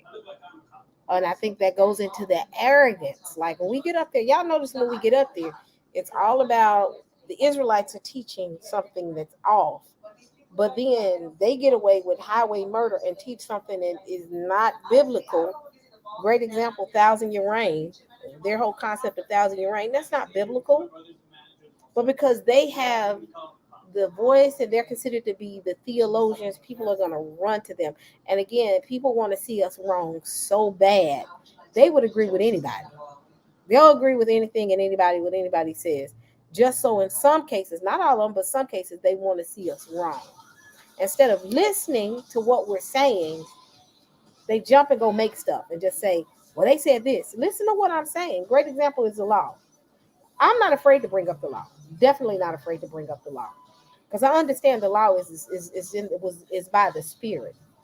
But the law will not go outside of the word of God. They love to say the laws of Christ. Tell me what the laws of Christ are. You get what I'm saying? Let's have a real conversation, because even though you don't think you're supposed to be living by the commandments, but if you are a believer and you're walking in the faith, you should be following the commandments of God. I've never heard that. The foolishness that I'm hearing now is making my head spin. I asked my mom, is she a good Christian woman? Been a Christian woman as long as I've known her. I said, Mom, I got a quick question. I said, as a Christian, are you supposed to follow the commandments of God? She said, yes. Who's saying that? These new age Negroes tend to teach, oh, we're not bound by the commandments. We ain't supposed to be following the commandments. That's new age teaching. Because I grew up in a Baptist church. Them commandments was on the wall and they taught them. So I'm just saying, but they want us to be so wrong. They don't know what they're cheering for. They don't know. And they don't understand what they're cheering for. And that's all I'm saying. and the thing is, and like Jacoba was saying, like both sides have their flaws in the doctrine. But the thing is, the Christian church has had a lot of time to steer people in the right direction. And so what happens is, because of the internet now, because you can go and you can research now the church is banging on these Israelite groups, but you got to understand, and you can make jokes about church hurt, the best of your ability and all that stuff. You can joke about that stuff all you want, but all of this is stemming from because we found out that in these churches, especially with us growing up at a young age going to church, because let's be honest, a lot of black folks, that's what we grew up in the church. And now we're finding out that some of the stuff that we were doing traditionally, the sermons, the same old sermons, like Jacoba said 20 years ago, I'm still hearing the same sermons today. Like, people are finding out that, nah, you ain't telling us everything. So now it creates these different Israelite groups. And now they're falling off and believing in, you know, reincarnation, having multiple wives and this and that. Yeah, it's off, but, what do you expect when you haven't been being straight up this whole time? You're going to get that. And I'm not saying it's right. I'm just saying, hey, this is the cause and the effect of what you're seeing. So that's why when Mike attacked Google online, I took offense to that, because see, the internet and all these scholarly archives being pulled onto the internet has been the great equalizer. See, they used to be able to hide because we didn't have access to a lot of these books, because we couldn't afford to go to their seminaries and to go through their libraries. My mom used to pour through all kinds of thrift stores. She used to go to old university stores and stuff. That's why, again, they always want to attack us and talk about scholarship because we ain't go to their little seminary. I learned all about all your little stupid, different what you want, your Armenianism and your Calvinism and your church baby daddies, all that goofy stuff. I learned all that stuff because my mom used to go to them old places where they used to take the university books, and she would dig for books like that and get them on her own. Like the internet now got it open so everybody can go get it. Now they trying to like throw it away like, oh no, you got it off Google, so that's not right. That's not it. But it's the same book that they quoting in your seminaries. So how are you going to try to discredit what we saying? Nah, now we have ammo to answer those questions. It's a game to kill your argument before you have an argument. Exactly. Right. You got gaslight. They try to kill your argument. That's why they'll say, okay, you get ready to state a point, but don't go to Google. So already across the board, they're going to make you feel like you lose confidence in your point because you said, oh, they get ready to go to Google. Don't go to Google.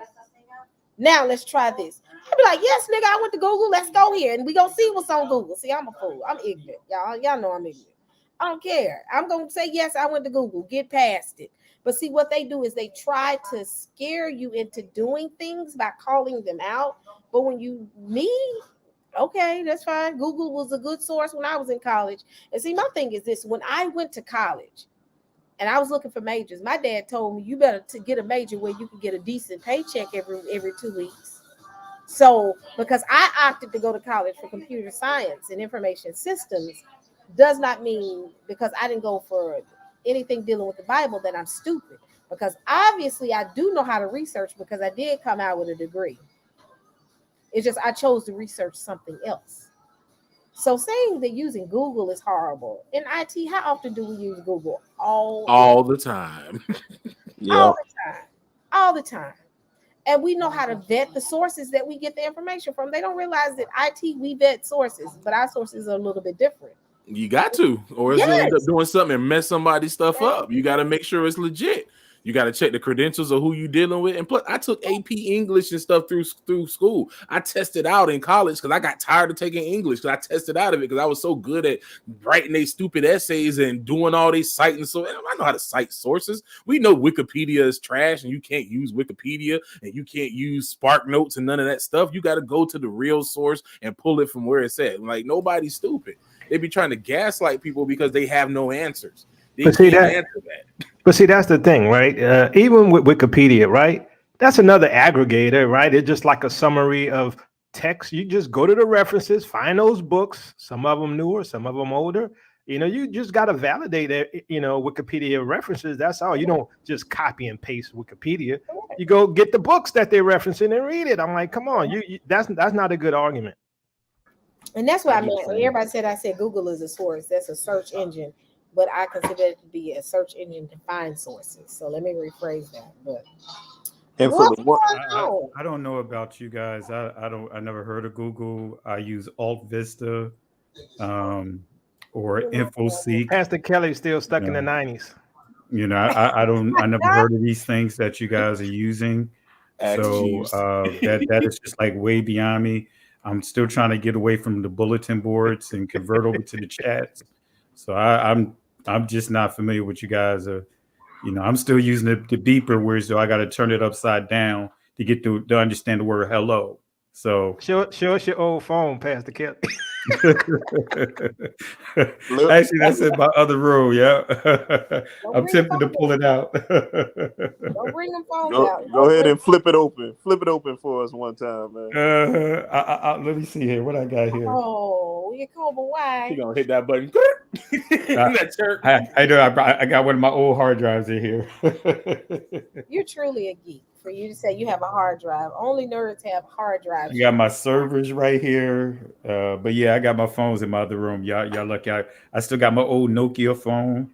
I still got my two-way pager and everything. That hard drive 20 years old. I'm Pastor. Yeah. Hey. You got that plantation hard drive with the But look, it's a weapon, right? You see, it's a weapon. I was gonna say, man, you get hit in the side of the head with that. I get some damage with this right here. Hey, Sister E, I was gonna ask you a question. You said something earlier about how they would even team up with, you know, other people. Like I've noticed that too. Like even people that don't believe What about in, Garfield? Yeah, they yeah, people like that it amazes me how yep. you could They're team straight to up. the point. I'm Yeah, straight to the point. They teaming up with Garfield. yeah, like What's the discussion tonight? I don't mean to cut anyone off, Okay, but so what's the let me discussion let tonight? me give go let ahead. me give Pastor Kelly the backstory of what has transpired. So, Pastor Kelly, you know me, right? You know I have no filter or no buffer, and I'm not easily intimidated because people on the panel are coming for me. So this is what happened. So I'm sounding like a little kid. So I was on Branch Channel today, and I got on and they were talking about this whole thing that IUIC is doing. Being honest, I have not totally looked into it, and I told you this a couple of days ago. That I No, hadn't really. what are they doing now? Because I guess many don't realize that, we have 9 to 5s, we have other things that occupy our time, and we're not on social media all day. So, Yeah, a lot of times I won't know anything unless you guys shoot me, a text message or something. Because it's, some of this stuff is just not that deep for me. and lately I've been totally tied up that I haven't, but I had seen snippets of it. So with IUIC going in front of these churches and screaming and yelling and doing what they do, they really ain't screaming. They just doing what they do. They doing what IUIC does. They did it. They were talking about that. And one way or another, it led to the conversation of the Black church. And one of the things that I brought up was that while we're complaining about IUIC is able it can go to places that let me play it for you. Yeah, I'm Yeah, gonna and play. even before then, like, cause see, you in New York now, and I Mhm. grew up in the area, and before you really saw much about IUIC, you had the church going in front of the mosque, you had the church going in front of Jehovah Witnesses, you had church going in front of the standing on the bus station, the bus stops when you're waiting for the bus, and I mean, they were doing the very things that you see the IUIC and some of these camps doing in their mode of outreach. They'll be in front of the liquor stores. Some of them will be even inside the liquor stores, standing right next to Hold on the one second. Hold lottery on thing. a second. So I could, So I'm not sure what's let me the show you let me show y'all the picture of a coward. Now he gonna make snippets, but he ain't gonna step up in this chat. Get biblical. Be a man and step up in this chat. Don't be a coward. You doing snippets of me, and you won't be a man and stand up here and state your point. Wow. Don't be a weak, spineless individual and make snippets. Be a man and come in this chat and state your point. Don't be a weak dude trying to get clicks and likes, my dude. You weak, and I'll say this: you weak and you're spineless, and snip that. Be a man and come up here. Period. I was getting ready to show Pastor Kelly what's going on, but this weak dude is up here making snippets as we're doing the live. He's talking about don't be mad at them. Let's get biblical. Stop being weak, sir. Be a man and step up. End of discussion. Yeah, and so my point, Sissy, I'm not sure if really many people really understand city evangelism. Evangelism in the city. I've done evangelism. I've done street evangelism. I've seen both sides of it. Like I said, it's certain corners, especially in Newark, you didn't even want to go near downtown. Broader Market. Guess what? It was guaranteed.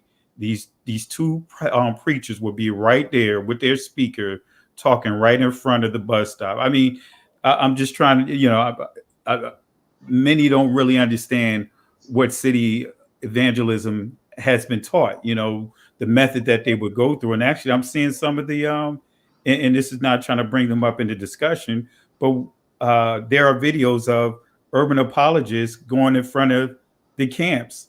They out there minding their business and they going to where they are, to engage in conversation. So if we want to just call it what it is, we see it, the behaviors. A lot of this is taught inside the church of how to go and do street evangelism, to go where like they would tell you, the hedges and the highways, the common places and the uncommon places. The uncommon places was go where they are. stand right in front of their place, and spark a conversation. So I just thought I'd mention that because fortunately, many are focusing on the IUIC, but not focusing on when you're looking at a lot of these videos where these guys going too far as these evangelists, they're going right to where people are really minding their business, whether it's Islam, whether it's whatever. They're doing their own thing, and they're going to them to bring the discussion to them.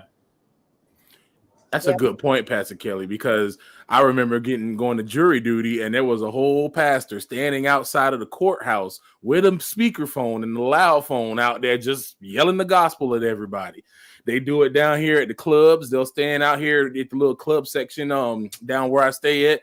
They be on all the corners, and they be down there yelling at everybody, yelling and preaching and stuff. And they even take it a step further. They'll go in other countries. And they run up in the other countries and preach in their house. Man, they even gave, because these guys was there for like 20 to 25 years on one particular corner. They used to be out there with their little amp, as far as this, the speaker amp, with the that's really made for the bass guitar. The but they'll have karaoke that machine out there, and that the original karaoke machine, right? And they'll have their microphone connected to the wired mic, and they'll literally have a couple of milk crates stacked up, and they'll be standing on a milk crate, and they were there for 20 plus years easily at that same corner, to the point that money was raised and sent them down to Florida with their own church. You know what I mean? So they wanted to get them out of the way so bad, they purchased them a church down in Florida. So, I mean, like I said, this stuff right here, them trying to point fingers at the IUIC or the camps of where they are, where they choose to go to.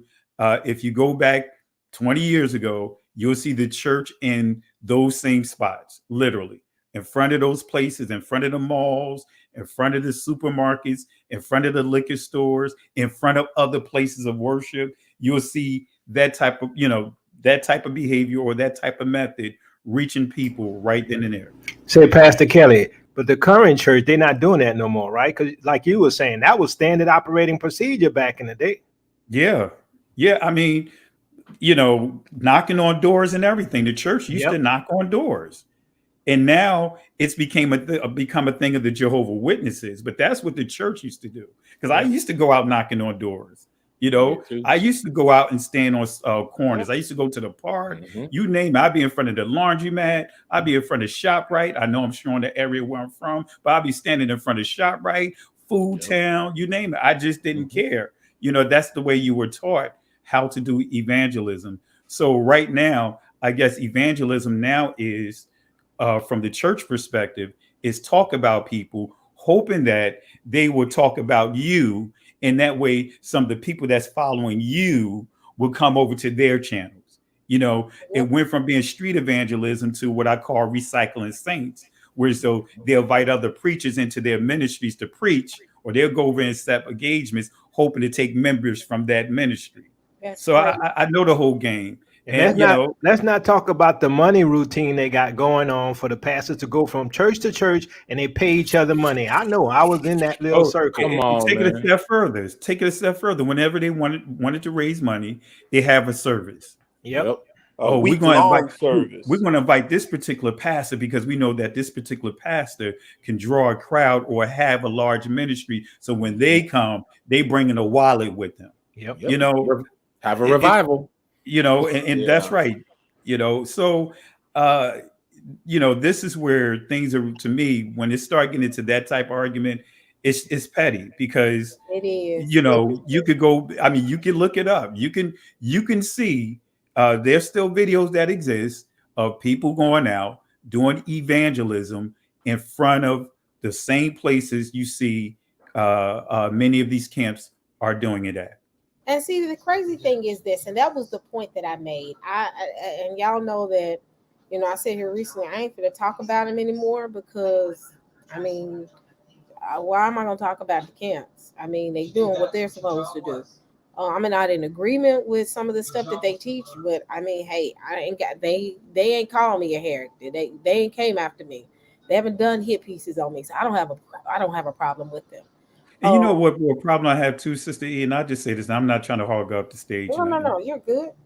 but we should never be at a point that we have to give a disclaimer every time someone say to you, "Oh, you're a Hebrew Israelite."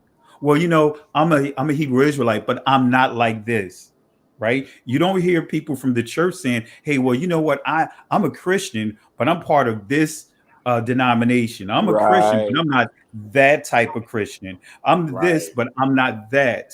But when it comes to the Hebrew Israelites, you don't even hear with the Jews, as we know them. Oh, I'm a Jew, but I'm a Hasidic Jew, or I'm a this Jew, I'm a that Jew. But only this community, our community, we have to give a disclaimer, or we've been programmed wired to have to give a disclaimer every time we mention that we are a blood descendant of Israel. We got to go through it. We're not the camps, but not saying anything bad about the camps, but we're not the camps, or we're not this, or we're not that, or we're not this, just before you even get to a discussion. And that's why where I'm at right now, it's like, look, I'm not giving no more disclaimers. And Sister, Yep. you've been part of the discussions of me being challenged by some of the church. Why I will tell them I am not reciting the Nicene Creed to let you know that I believe in the Father, Son, and the Holy Spirit. You want me to go there and recite the whole Nicene Creed to you to prove to you that this is my walk. So I'm not giving any more disclaimers to any person. That's right. I'm an Israelite. I'm a Hebrew Israelite. Whatever labels, I am a blood descendant of Israel, and I'm not giving any disclaimers. If you got a problem with what I have to say, so be it. You know where to find me. You Yeah, know the what I last mean? thing is they don't want to admit the heresy in their own community. Calvinism is heresy. Yes. Yep. Calvinism is pure heresy. But they don't want to talk about that. They want to throw that under the rug. Let's hide it. We don't want to talk about that. I'm gonna be honest. IUIC ain't winning no churches and shot them up, but who has? Come on now. White Christians. I mean, hey, just being honest. I mean, come on. We have a few nutcases here and there that have done things because they're crazy, but ultimately, I haven't seen on the news, Hebrew Israelites go in church and shoot up white congregation. All I know that there was black churches being burnt down by white Christians. I know that there was white Christians lynching black Christians. And if we want to get into the Freemasons, there was white Freemasons lynching black Freemasons. We could go right down the list. It was white Christians making black Christians wear white gloves just to make sure that we got our hands in a position and they can easily detect whether or not if we're stealing something. We could go right down the list. There's stories. I could share the stories of whites going to church, turn around because they see some of our family relatives walking down the road, and they stop what they doing and went and lynched them, and then continue on to go into church. Yep. So Let me if we want to pull the receipts out that, let's pull the receipts out of it. Let's talk about the institution of church that before Calvinism or the Reformation movement, guess what? They were all rolling with the Catholic Church, and they were enslaving our people. They were even giving them the slave. If we want to even go with the slave Bible, I'm about to go off on these people. But that's the their slave brothers and Bible, sisters, right? Pastor If we Kelly. want to go off with the slave Bible, they handpicked and made sure they kept certain passages in the Bible to make sure that we're reminded that we're supposed to be enslaved.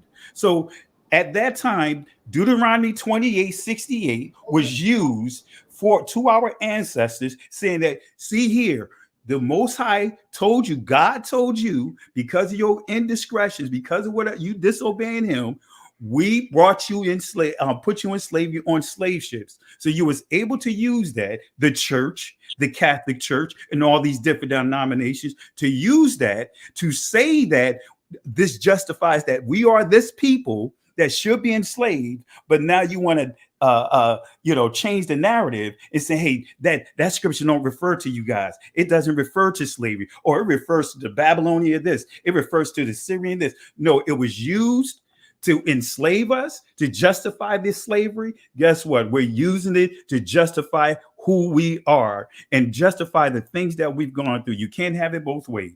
You know, And you can't use it. Go ahead. I'm sorry, guys. I'm about to roll here. Go but ahead. said, Pastor Kelly, it's like, where did they get that understanding from on to break down the scripture like that? Like, where did that understanding come from? Yeah, Deuteronomy 28, that's not talking about you. That's talking really about Babylon. That's the other part to it too. Like, where did y'all get that understanding from? And when I say y'all, I'm talking about the church. You know, all this reverts back to what you just described. You know, the indoctrination from the slavery times. Like, is that where the understanding came from? And it's still being carried on till this day and even being taught in the seminary colleges. Well, they know where they got it from. Same where all these people got their doctrine from, and all of us had before we woke up is from those white Eurocentric scholars, right? And so now, after everything Pastor Kelly said, they're gonna say, "Oh, that's critical race theory. He bringing up stuff from the past. Oh, that don't have nothing to do with today. Oh, you need to love them. Oh, but guess what? They ain't stopped doing what they're doing. We still getting shot, still getting hung. They still discriminate against us. Same old Christians don't want hires, all this stuff. But we racist, and because we list your history and your ancestors' history. And I'm like, it don't make no sense. Yep. You know what I'm saying? It's And brainwashed. look, I've been to seminary, graduated from seminary. Of course, I have my IT degree and all that other stuff, and I know the lingo. And I can tell you that the purpose of going there, those professors, most of them don't even believe. Yep. Most of them are atheists. And they are taught, you are going to a seminary that is pushing a particular theology, period. Yeah. If you go to Brigham Young, guess what? You're going to learn theology from the lens of the Mormons. You know, depending on where you go to, whether it's going to the seminary down there, School of Theology down in Dallas, you're going to learn things through the Calvinists. These seminaries are based upon whatever theologies that they are pushing and support. You're going to learn a theology. You're going to learn a methodology, even how to approach the text through their lens. Yep. You know, because guess what? I did the whole seminary thing, and I was still railing against the Shabbat. You know, I did the whole seminary thing, even though I grew up knowing that I am an Israelite. That's been instilled in me from a child. But here it is. I'm echoing the very things that the church has taught me. I mean, not the church, but seminary has taught me about grace, the theology of grace, which I got some of my books right over here. I learned about the theology of grace and, you know, all kinds of things that, you know, really programmed me to support that agenda. Yeah. To support that agenda. I literally got stacks of my books still from school inside the garage, and many of them I'm ready to about to throw out because it's like they're really useless. They just paperweight. So when you start understanding the whole theological, where it is, theologies and School of Theologies, the School of Divinities, it's there purposely to teach you a theology of that institution. That's all it is. Yep. And that's key. I think we've gotten so. But let me finish telling you the story because Okay, I'm sorry. Yeah. Now get back to the story. My bad. Because it gets even better. So after we go back and forth, the biggest thing I brought up was y'all are mad at IUIC, but IUIC is going to areas that you all can't go to or y'all don't want to go to. IUIC is going straight into the project. Well, y'all not going. Hold on. And y'all You are mess mad with at them. those hot wings, huh, Sista? Some water.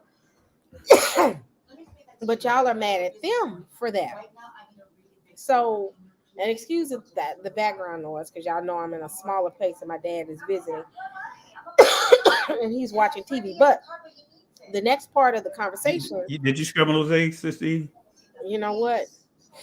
I'm not bothered about you. But it led to Mike saying, you know, I said, because ultimately what we're talking about, the church is supposed to be out in the community feeding the homeless, seeing to the homeless, and that was a part of the conversation. And one way or another, Mike Calloway put in the chat, the church is not a community center. Hmm. When he said that, Well, wait a minute. So I do recall that when you start looking at the history of the church, especially in this country, especially when we start dealing with the black church, right? The black church was organized. You had of course, the time of worship, but you had the church in place to be a community center to the people because they provided daycare, they provided education, school system. They provided certain things that our people weren't able to obtain, because of the laws and the things that was in place at that time. You know, the church was a pillar in the community, right? See, this tells you the state of where the church is now. Yep. Because when I was younger, the politicians used to come into the church every election time. Yep. Now, guess what? You don't even see them going into the church now. Why are they going to where they believe the people have the influence? They're going to the gay and lesbian community. And see, that is the problem right now to where the church is right now. They don't do evangelism. They're scared to have true conversations and just call it what it is. The truth is the truth, and the lies are lies. They scared to they scared to even have the conversations we're having. They're scared to really go and pull the layers off of it and address things exactly for what it is. The church, they want to say how the black church assisted our people during slavery, but then now you want to say that the church was not a community center? Yep, exactly. When the church was the community. Correct. That's Yep. a center for the community. And so he said it's supposed to be a spiritual place where I guess in so many words he's saying spiritually feed them.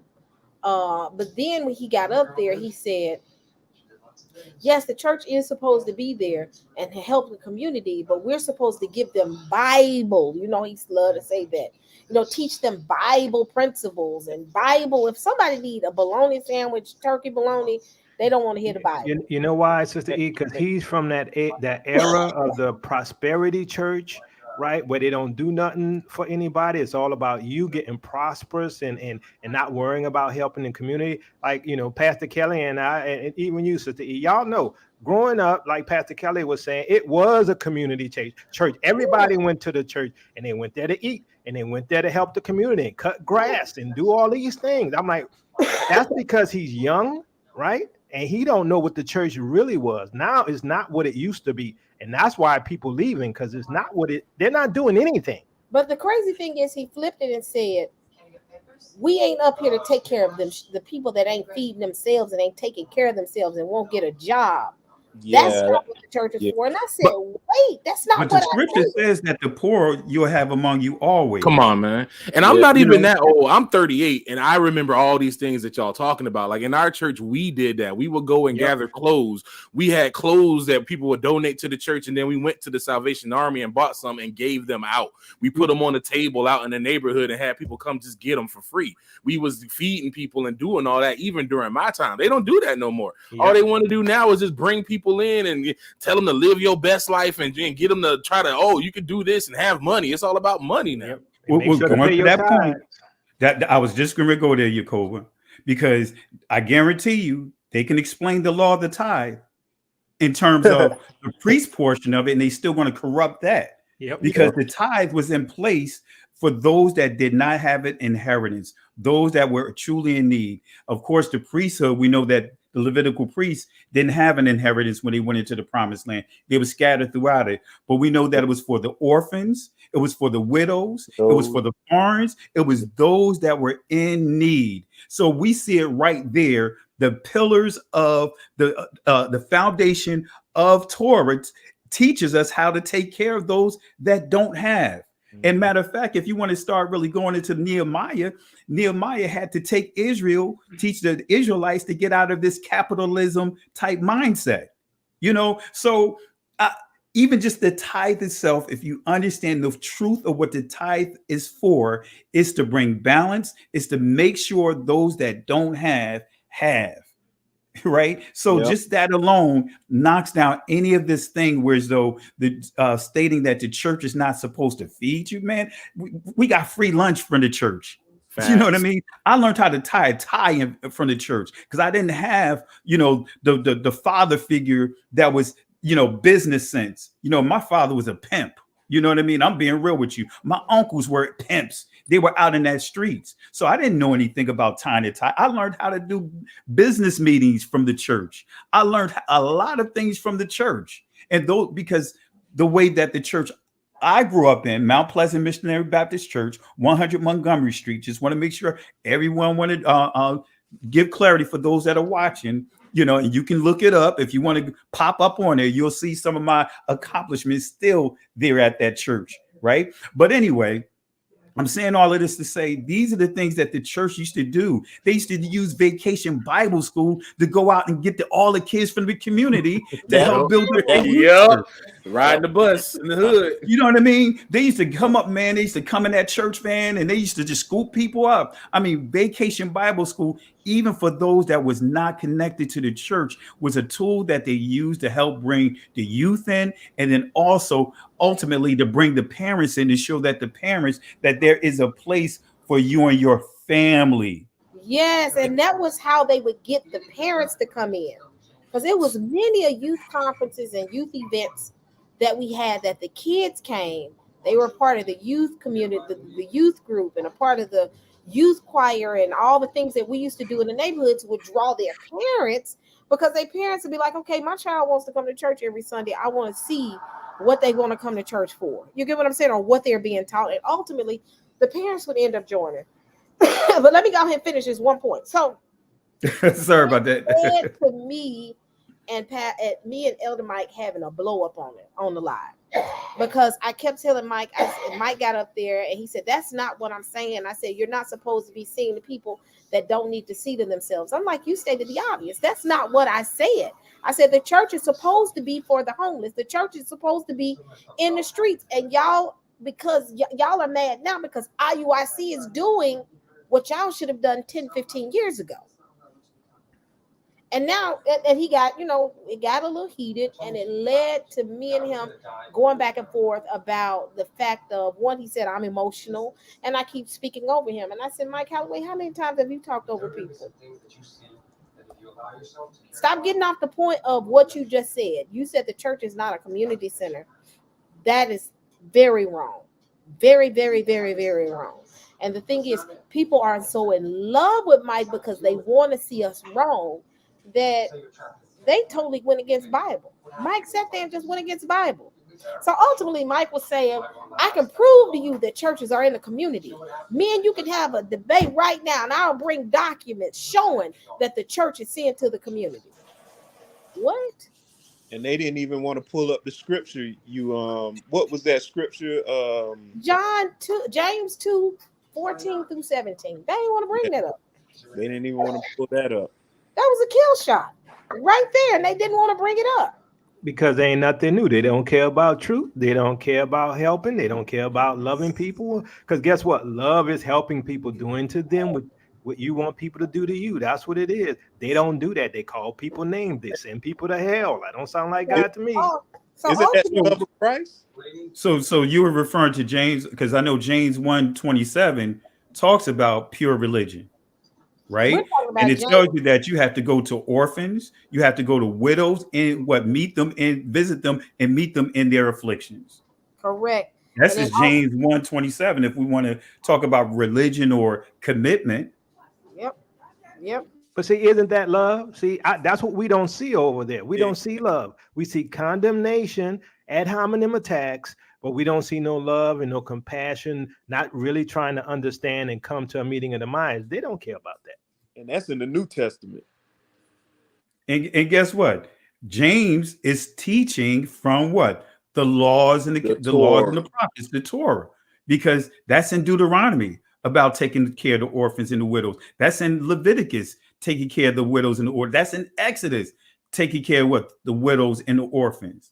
If you start even understanding about how they allowed those that didn't have to go into the cornfields and pick up whatever's left over, whatever's laid out. They just come in, what they call it. I forgot the term that they use, but I forgot the biblical term. But that's what Ruth was doing when Boaz told her, "Hey, from now on, you just glean from my field."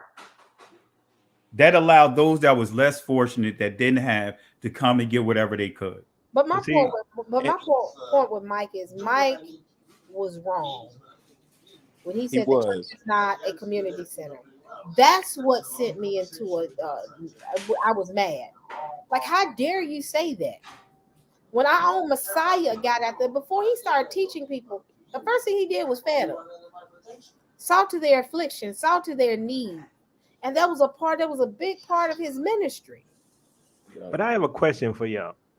Just a quick question. Do y'all actually see love there and concern for people and wanting to help and compassion? I don't see that. All I hear is condemnation. I'm curious. What are y'all thoughts? I think they so caught up in trying to debunk us that the people that IUIC is steadily snatching them up. They so caught up in trying to be right that nobody could tell them nothing. Like, you could take them to passages, show them, it don't say that. You know what I'm saying? That's all you get in this. And even and Sister E, like when he went on that rant and he was talking about baby mothers having these children and fornicating, I'm like, well, ain't that in the law? The law that y'all teach against? Maybe if y'all start going back into the Torah and just reading the law, maybe that might change some things. That But right there, brother. realize he be talking himself in a corner sometimes where he just go on these rants, and I'm like, man, he making the case what Israelites are trying to tell you. And I think that during this whole pandemic, the church really took a major hit, right? Because believe it or not, some of the same ones that's been railing against this our community, you'd be surprised how many Nicodemus moments I've gotten for many of these local pastors, and some that's not local, some that even railed against me because where I am right now with our ministry, with our assembly, asking me for a copy of the letter that I wrote out, the exemption letter. You'd be surprised how many pastors reached out to me, and people from within the church, per se, reached out to me, asking me to help them with their letters, asking me for a copy of my letter to help them navigate. And some of them were stressed out at the fact that how their own pastor sold them out because it spoke for them, allowed their ministry to be used as a place to administer it. So they could not even get a letter of exemption from their own pastor. So I'm not saying the terms. So I want to make sure I don't say it here.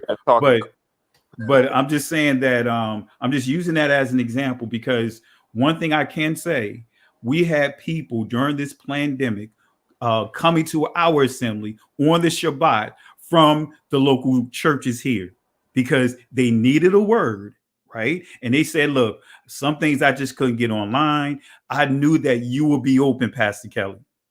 And we're going to come. I needed a word. And now I'm going to be here at your church, because I needed a word. And when I sought to hear a word, you were open. And my pastor closed this assembly. I got people connecting because of this whole pandemic. They really got to see where the church really is today. To now, whereas though when you have a need, you got to fill out all these forms. You got to get loans and all this other stuff. Anyway, I'm sorry. 1 second. Everybody, I'm going to state something to this. Everybody loves to say, I think you took Mike wrong. No, I did not take Mike wrong. Mike is wrong. He owes me an apology. Everybody always wants to baby Mike and just be like, oh, poor Mike. No, Mike said what he said, and he needs to be held accountable. He said it. I ain't got a beef with Mike, but everybody always wants Sister E go and reach out to him. No, he was wrong. He got corrected. And now he's mad and he's in his feelings and everybody's trying to protect him. He opened his mouth and said, The church is not a community center, it's a spiritual house. How is that? That doesn't even make sense what he just said. So, I mean, ain't nobody finna baby Mike. Mike said what he said, and he was wrong. Period. Okay, continue on. I just hope that you know he just you know pull that back and correct himself about that, because you know uh that sound like to me, and I'm not saying him because I didn't hear, but just the way that you expressed it, that sound like a lot of what the Republicans are saying towards our community about handouts. Oh, we don't give out handouts. Even when they started coming up with the programs of, hey, if you're going, we want to make sure you work for welfare, all this other stuff. With these stereotypes that they placed over our community. Putting it, like Ronald Reagan calling the women in our community welfare queens and all kinds of stuff. But when you start looking at those who really scamming the system, right? Majority of them, I can name, but I ain't gonna do it here because I don't want to get you in trouble. But let's just say, they are from Israel. They're Israelis, right? And you can look it up. You could go. You could look up New Jersey, New York. One of the biggest welfare scandals in the country ever was in New York, New Jersey, and it came from a particular community up there. And I can verify that too, because down here in Florida, they had, because they put, Florida has, and this is why you always see the Florida man stuff, because down here, when you commit a crime, it's public. It's public. You can go on HCSO or any Hillsborough County or any county down here to go to their records, and you can see what people did. So they put a big old spread on the front of these people that were doing huge welfare crimes, and every single one of them were of them type of folks. Two of them was living on a yacht, and they was getting food stamps, living on a yacht. Like that's a common thing.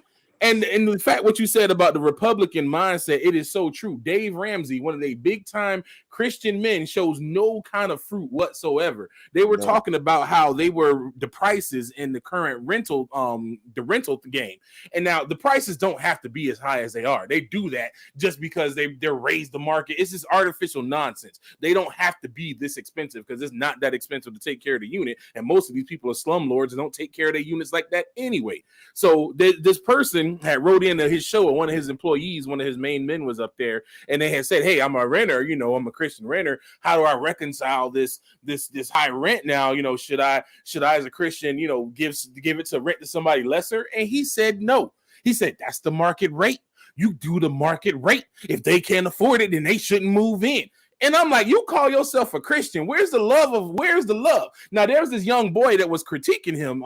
He was another Gentile boy, and he don't even claim Christianity. And he was like, I rent my house out to the people at cost. He don't even claim Christianity, and he's showing more fruit than these folks here. But they got so much to say about IUIC.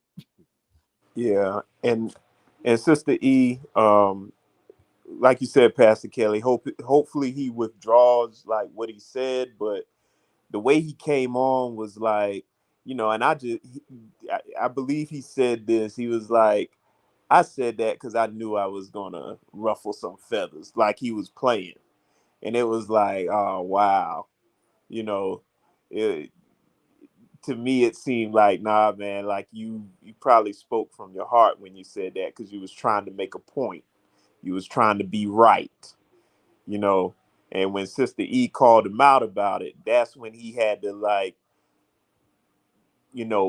double down. He stumbled back when he came on, because Sister E got on him for that, which rightfully so she should have. Because I think everybody in the chat, some of us in the chat, we seen that, we was like, whoa, like, man, that's cold, And and we've all had to, because of where we are with our walk, we all came to the realization and understood that it's okay to be wrong. You know what I mean? I wouldn't be where I'm at if I did not admit that I was wrong. You know what I mean? Regardless of my education, regardless of my achievements, I still had to admit that, you know what, I was wrong. I even repented to our assembly. I was wrong on some things that I taught. It's nothing wrong with admitting that you're wrong. And actually, to me, it takes more courage doing that versus, getting into the educated rapper from UTFO. You know what I mean? You know, I remember how educated rapper with all these different words. You sitting up there like, what in the world did he just say? You know what I mean? You know, he just said a bunch of words that he just found in the dictionary to kind of like make it sound like he's really educated, which he just didn't know the meaning of those words he used. But I'm just saying that from a perspective of many get into this, like we would call it from the tech world, techno babble. You know what I mean? When you don't know something or you know you're wrong, you just start talking and just rambling at stuff that just doesn't matter with the conversation. And, you know, before you know it, you sit up there like, man, you know what? Whatever he just said, I don't know. You know, okay, all right. You know what I mean? So that's what began to happen. And I just, you know, I just, you know, if he said what he said, you know, well, I'm sure he said what he said because you guys heard it because I didn't hear it. So, but if he said what he said, you know, I just hope that he just, you know, say, hey, you know what, I was wrong. Kind of like when we had that discussion, Sister, when he said that the Passover had nothing to do with the Last Supper. Remember, he fought me to the nail. Do y'all remember? He fought me that to the nail. Do y'all remember when Mike said there wasn't no hierarchy? You remember that, Sister E? I think it was on your show. Yeah, he did. That was and now he's saying there's a hierarchy. I'm like, where's the apology? Where's the retraction? Where's the saying, okay, I was incorrect. You know, they were correct. You know, let me humble myself and say, you know, I was incorrect. I ain't never heard that. Man. But I hear him diverging now, teaching that there is a hierarchy, even though he has his twist to it. But I'm gonna tell you something. It was that those series was good because I think he couldn't finesse his way out some of the stuff that he said because he got caught. And he did apologize. Remember, Sissy? He did apologize. He did apologize. He said I was wrong because he was literally adamant, saying that the Passover had nothing to do with the Last Supper that Christ had with his disciples, and I had to literally take him to the scriptures to show him. And it, you know, he did apologize. Wow, you have that video? Because I've never seen it. That's that video when we did those series of the Sabbath. And we were talking about the Sabbath, and that was when I first started really ramping up. And that was at the time that I first moved to Virginia. So I got to go find them. But we were doing those series dealing with the Sabbath. And I think you were on one of the panels. And then the second panel, Pastor Johnson and Pastor Kelly and a few others showed up. And it ended with Pastor Johnson and Pastor Kelly and Elder Mike on the panel. And I think Ron came later. And they called him with that. And when they called him, Pastor Kelly said, "What?" And he said, "That has nothing to do." And I saw the look on his face. I said, "Oh my goodness, this is not going to be good." And Pastor Kelly went straight to the scripture, and Elder Mike had to apologize. And after that, he ain't been back. He said after he ended it, he said, "I said, you coming back, Mike?" He said, "I'm gonna have to pray about it." I said, "Y'all done ran this." Wow, man. But did he understand, like, there were with the Passover, it was 2 Sabbaths going on during that time? Well, it's not even, we didn't even have to get that deep because we were just talking about, it started off with me mentioning Apostle Paul taught honoring Passover. And initially he was like, yeah, you know, when I said, yeah, Paul said this, that Christ is our Passover lamb. And when I said that, he was like, he agreed with me. And I said, and he said, and Paul said, let us honor the feast. Right. So Paul was teaching the assembly of Corinth to honor Passover, but instead of having a lamb, the Messiah, Christ, is our Passover lamb. And so that's when Mike began to say, hey, you know, you had these different feasts, you have these different feasts. Yeah, I'm not going to try to replay. You just have to watch the video. Yeah. And I was like, hey, Mike, that's not, those feasts don't exist in the scriptures, you know, and that's when I said to him, hey, you know, when Christ was teaching, when he had the Last Supper, he actually they were celebrating the Passover. So, and I had to explain to him that's the basic tenets of Christianity, the Holy Communion, in the Catholic Church, the Eucharist. You know, you knew that growing up in the church that was Passover weekend week that time. Of course, we were taught that it was Passover weekend, not week, but At, still, you knew that it was connected with the Passover. He as never you knew were why talking, you was always sipping on tea and eating crackers during Passover. So they connected all that with Easter, so I was all confused. oh, but I was gonna say that where I'm from, at the Baptist church, I never heard of Passover. I always heard of Easter.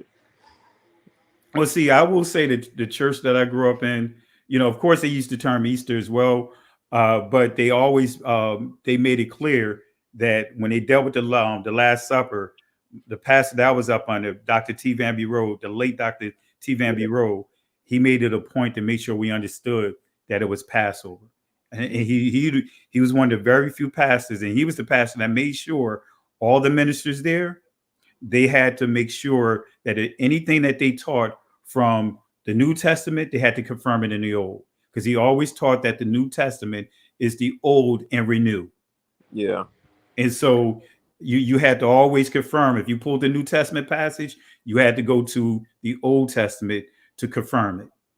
Yeah. Y'all excuse me for 1 second. Darnell W, he posted in there. He been saying all kinds of little stuff. I don't know why he pocket watching all of a sudden, trying to talk about where people get money. Everybody up here that got a channel, nobody up here beg nobody for money. People give because they want to give. I don't even take money on my channel at all, and I don't take money privately at all. People give because they want to. Nobody's never said, oh, you got to give to be on the channel. Nobody's ever paywalled their content or nothing. People give freely. Like, I don't know what you're trying to get at or anything. Like, no Hebrew has ever taught that you have to give or you get curses upon you or you're going to make God mad or will you rob God. We just teach it straight from the Bible, and people give because a workman is worth their due. And let me say this. Let me say this. Go ahead, Steve. I have an entire job. My money is not based off Patreon. My money is not based off Super Chat. I praise God for the people that give, but that's not my income. I've never made that my income because I don't want to be dependent upon it to the point that I'm doing it only for the money. I grew up with a pastor again that did not live off of offering. He had a job. He's an attorney. Now, again, we're going to answer your question, Darnell. Yes, we do get super chats, which is none of your business, and we do get Patreon.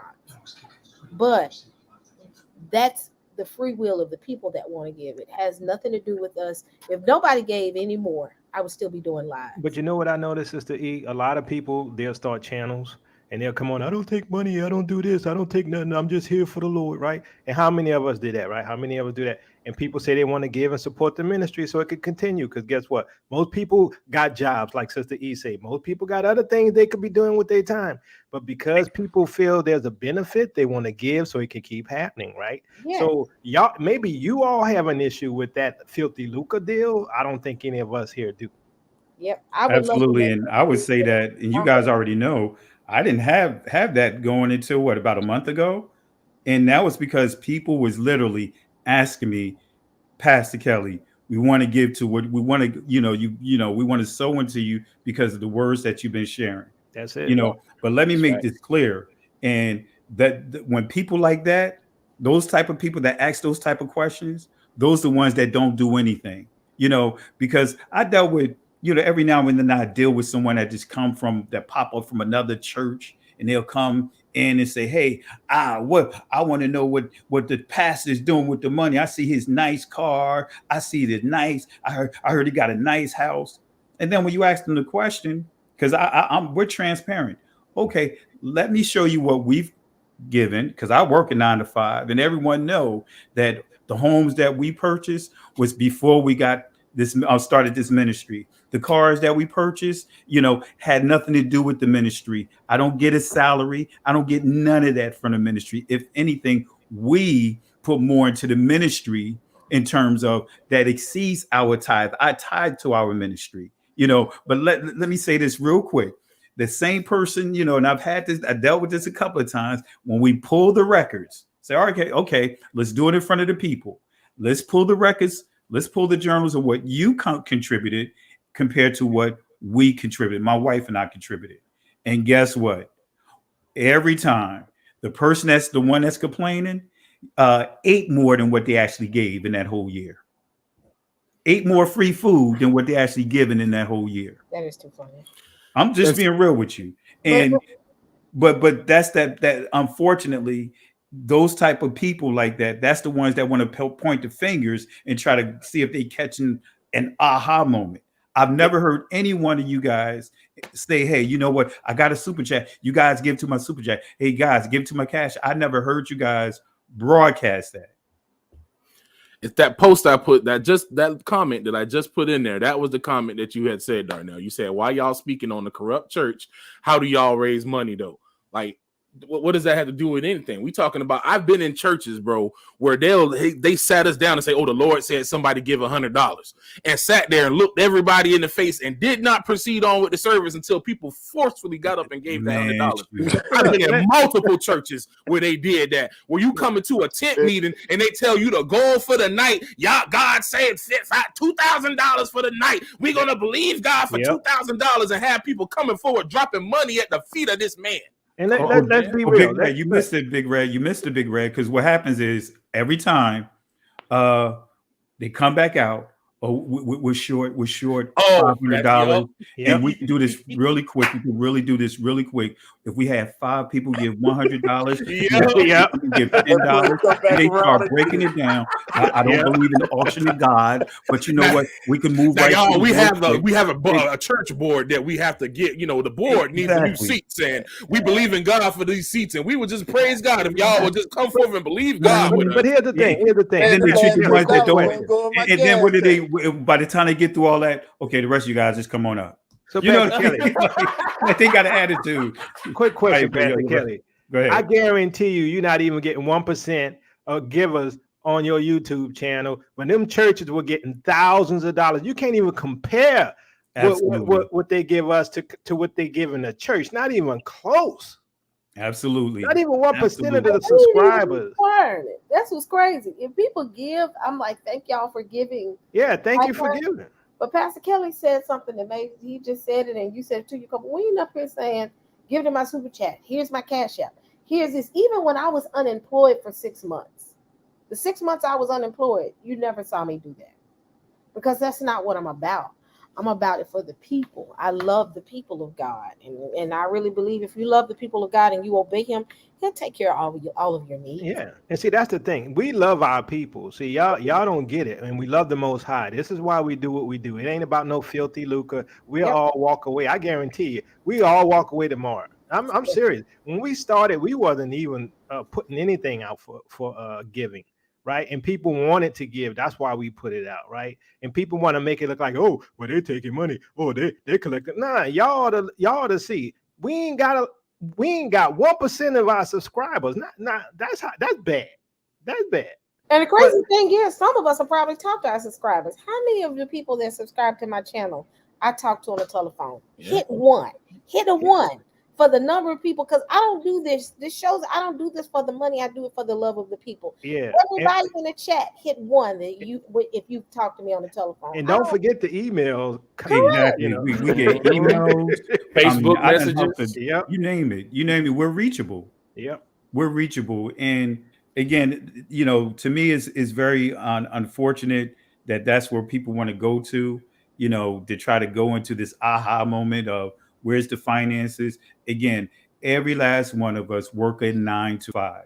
Yes. And I'm not trying to brag about what my income, but I do very well. You know what I'm saying? You know what I'm saying? I just came from a data center to do some server work. I've been working all afternoon. Like, come on, you know, it's like, you know, and you know, unfortunately, people just take that mindset, even just some of the things that and I'll defend pastors within the church. It's only a handful of pastors, 10% of the church, pastors are actually getting a salary. That's true. 90% of the pastors don't get a salary.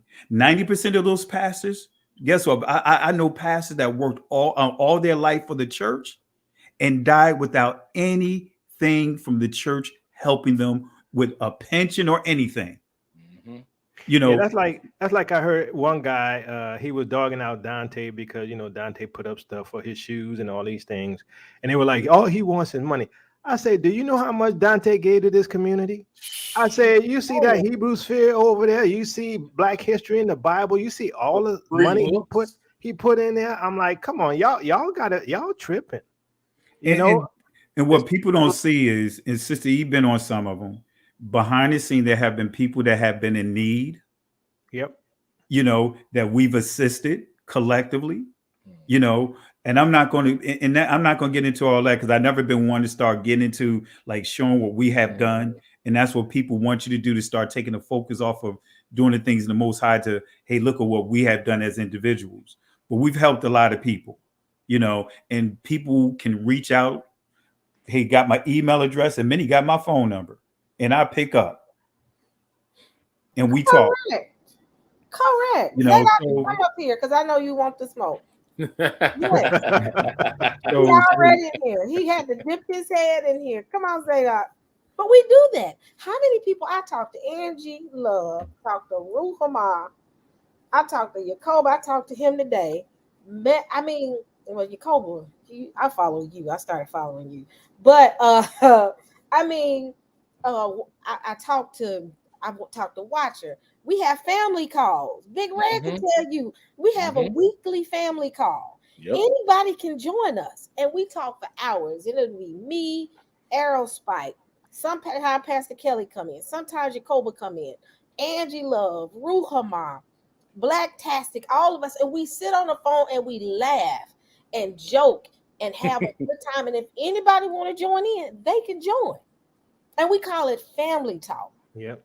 And I'm gonna say this, if you ever see me at least, or I would think everyone else feel the same. If you ever see us looking like those churches, then let us know, because I don't want to do that. That ain't what and, I'm here. I don't want to look nothing like them. That's why I don't do like they do, right? We do things differently, right? It ain't about us. It's about God and about you all.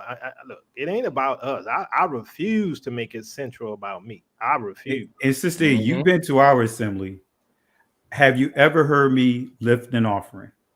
No, you haven't. In I have fact, not lived. last Passover I went to, that food was fire. And you And didn't have people, to guess pay. what? People give. They come up to us asking to give. I don't even, most of the time, I don't even remember telling people what the offering basket is. We don't even do it during the service. Normally, when people give, they'll just walk up to wherever they see the basket and just give on their way out. But guess what? The Most High has been blessing us tremendously. But you don't hear me. You can come in the assembly. You won't hear like me and Big Red and Jacob and all of us was talking about. You don't hear none of that. Oh, having all kinds of prayer lines, and we don't. Sister E will tell you. You won't even hear me even say, "Hey, we're lifting up the offering." And she's been to our ministry, and she have not heard me say, "Let's pull out the offering, pass the basket around." Am I right, Sister E? You're right. I have never seen that. In fact, you give. Like for instance, Passover, you didn't have to pay for nothing. You came and you ate, and it wasn't just a little bit of food. It was a lot of food, a whole lot of food, and it was good. It was good. That was year before last. But I think, But still, but to your point, Sister E, every function we have, like special function, people don't have to pay for yep, anything. yep. Any of our feast days, and we feed the people very well. You don't have to pay for anything. None of those things. So we give. We have outreach and things that we're doing. And matter of fact, got a young man that's going to be here this weekend that we've been pouring into since he was 10 years old. Now he's in his third year of college, right? Coming from the streets in his third year of college, going to Liberty University. I could show the text message right now showing you that, hey, he's in town and excited to come and see us because we were the ones that put a roof over his head when he didn't have. We were the ones that was coming over to his house at 2 a.m. when he had to deal with turmoil inside his house. We were the ones that had to get up at that time in the morning dealing with him having a mother that's strung out on drugs and everything, and ready to get evicted, even got kicked out, got evicted, and was on the streets, and put him up in a place, and better yet, put him up in our house. So I got the receipts on that. So don't tell me what we're not doing, what we're doing, and what we're not doing. Right. Now I'll challenge anyone, and I can bring plenty of testimonies up on here, of how many people we done supported and continue to support. Yep. My mom's church was the same way. We used to do the same thing. We had a young girl that, had the same situation staying in our house. There would be times I couldn't be around my own mama and daddy because they was out helping other people. You know what I'm saying? Like this dude coming with that craziness, and it's kind of just like you said, Pastor Kelly. It's usually folks that ain't never really did nothing. They want to talk crap about like, oh, Dante doing that. It's just like my man Ernest said. Dante is sponsoring himself. What if you wouldn't say nothing if he had Monster Energy drink all over the place? You'd be like, oh, he made it. Oh, he did it. No, he's sponsoring himself. It take effort to run a website. A website is not free, my guy. It's not free. It's not free. It's not free. And the more stuff you store, the more it is. All of the features that he added to those sites, and then free documents and all these things he gives. Y'all be forgetting that. Oh man, that's a lot. That's what killed me. That's why I said y'all talk about him, but Dante actually he contributes. He don't talk about it, but we know because of all the conversations we've had, the stuff that he does. And it's deeper. I guess because I grew up and I saw, I guess what really put a bad taste in my mouth, and I said if I ever be a part of a ministry, I don't ever want to hear anybody say this. I heard someone say, a major pastor in my city with a huge church, he got on the mic because people have started saying that if I want to schedule time or talk to you, I can't reach you. He chastised them. I have a team. If you need to talk to them, reach out to them. Look, this church is too big and I can't do it all. So if you need to reach out, just work with my team. It shouldn't be a problem. They want your attention. They want to talk to you. Sis, I know pastors that got VIP lines. That's so crazy. They got VIP lines for the special people that can contribute to their ministry. They got VIP lines, and Pastor Kelly. What about the set aside seat for the yes? I was going to say that. Exactly. I'm telling you, literally going on right now. Yeah. Going on right now. Set aside seats. And still pushing that Catholic, because when you start understanding the method and what was happening right now, it comes from the Catholic Church. Yep. Because that's the letter of indulgence. They use the letter of indulgence to raise money, to build those cathedrals, right? That was the real problem when you start getting into the Reformation movement. And what do we see today? We, instead of seeing the letter of indulgence, hey, you put you purchase or sponsor this chair right here, and guess what? We put your name on it, and basically almost like a get out of jail free card. Mm-hmm. You see all of these things going. The building fund comes from the letter of indulgence. So, like I said, it's just unfortunate, man, and that's why when it started getting into all of these type of discussions, that's why I just tell people lose me. I had somebody ask me, hey, just to that point, it could be the same person. Somebody was on it, made a post inside my channel about the same thing, super chats and all this other stuff, and was like, I'm sure you're getting all these super chats and people paying for your apartment. And I had to correct the person. For starters, I don't have an apartment. I own. He got a house. Pastor Kelly got a nice house too. A nice house with land, bro. But guess what? Been owning homes since I was 23 years old. 23 years old. When we buy cars, we don't finance cars, and it's not through the church. It's because of I just always knew how to manage my money. You know what I'm saying? But I just had somebody get this personality. Somebody's trying to troll. Somebody when it start getting like this, they'll start trolling these type of obscenities. I don't know if you guys caught that. Yeah, I just got them. Yeah. Okay, yeah. When they start getting into these type of discussions, that's the trolls start coming out. Mm-hmm. And so, but again, I had to let the person know, like, look, I don't have an apartment. I own. I don't depend on any ministry for resources. I work a 9 to 5. And matter of fact, my wife by choice just decided to go back to work because she wanted to get out of the house. You know what I mean? But guess what? holding down our household, put our daughters through school, paying for their tuition and holding down the ministry for whenever the ministry is short or whatever the case may be. We held it down off with just one income. So don't come telling me or come talk to me with this type of foolishness. I'm not one of those Israelites that or just a person that feel like I need to have a daycare and all that stuff is just not for me. I work a 9 to 5 and I maximize my gift, my talent to be able to maximize the income here at our home and also to be able to do more for those that are in need. And like I said, the track record speak for itself. So no, I think that may be the same person because someone posted on my channel earlier today, and I had to address them before I blocked them. See, they do that. I think it's just a projection. They be Yeah. projecting themselves on that because they all Yep. about the money and stuff and all about all those Exactly. things. And nobody that I've seen that's from like a Hebrew perspective that's for real, like that's been solid and seeking Yah first. Nobody's out here chasing money like that. Nobody's doing that. Everybody that put their stuff up there optionally. And I know exactly what I can attest to what everybody's saying that they did it. But Pastor Kelly said he's doing it because people ask him to. People have literally been inboxing me. They ask me, "Hey man, I want to give to you personally." Hey man, I'm like, nah, I'm good. I just do it on principle. But I'm not speaking against anybody that does because a workman is worth their due. But nobody come out here looking for that. We put information out there freely because I came up in a time when you had to go to these stupid schools and go in debt to just get information when you should just be able to give that information out freely. Like, nah, man. Yeah, and pay for the conferences. Oh my goodness, oh the my conference, God, yeah. and you got to buy the lesson plan. Then you got to get the tape series, and then you got to top it off with their revival. Oh, that nonsense designed to get your money. They love having cruises. How many cruises TD Jakes done had? Yep. Come on, and you know what? And going right back to ministry, if you come and talk to all the ministers in our ministry, listen to their stories. We got one minister.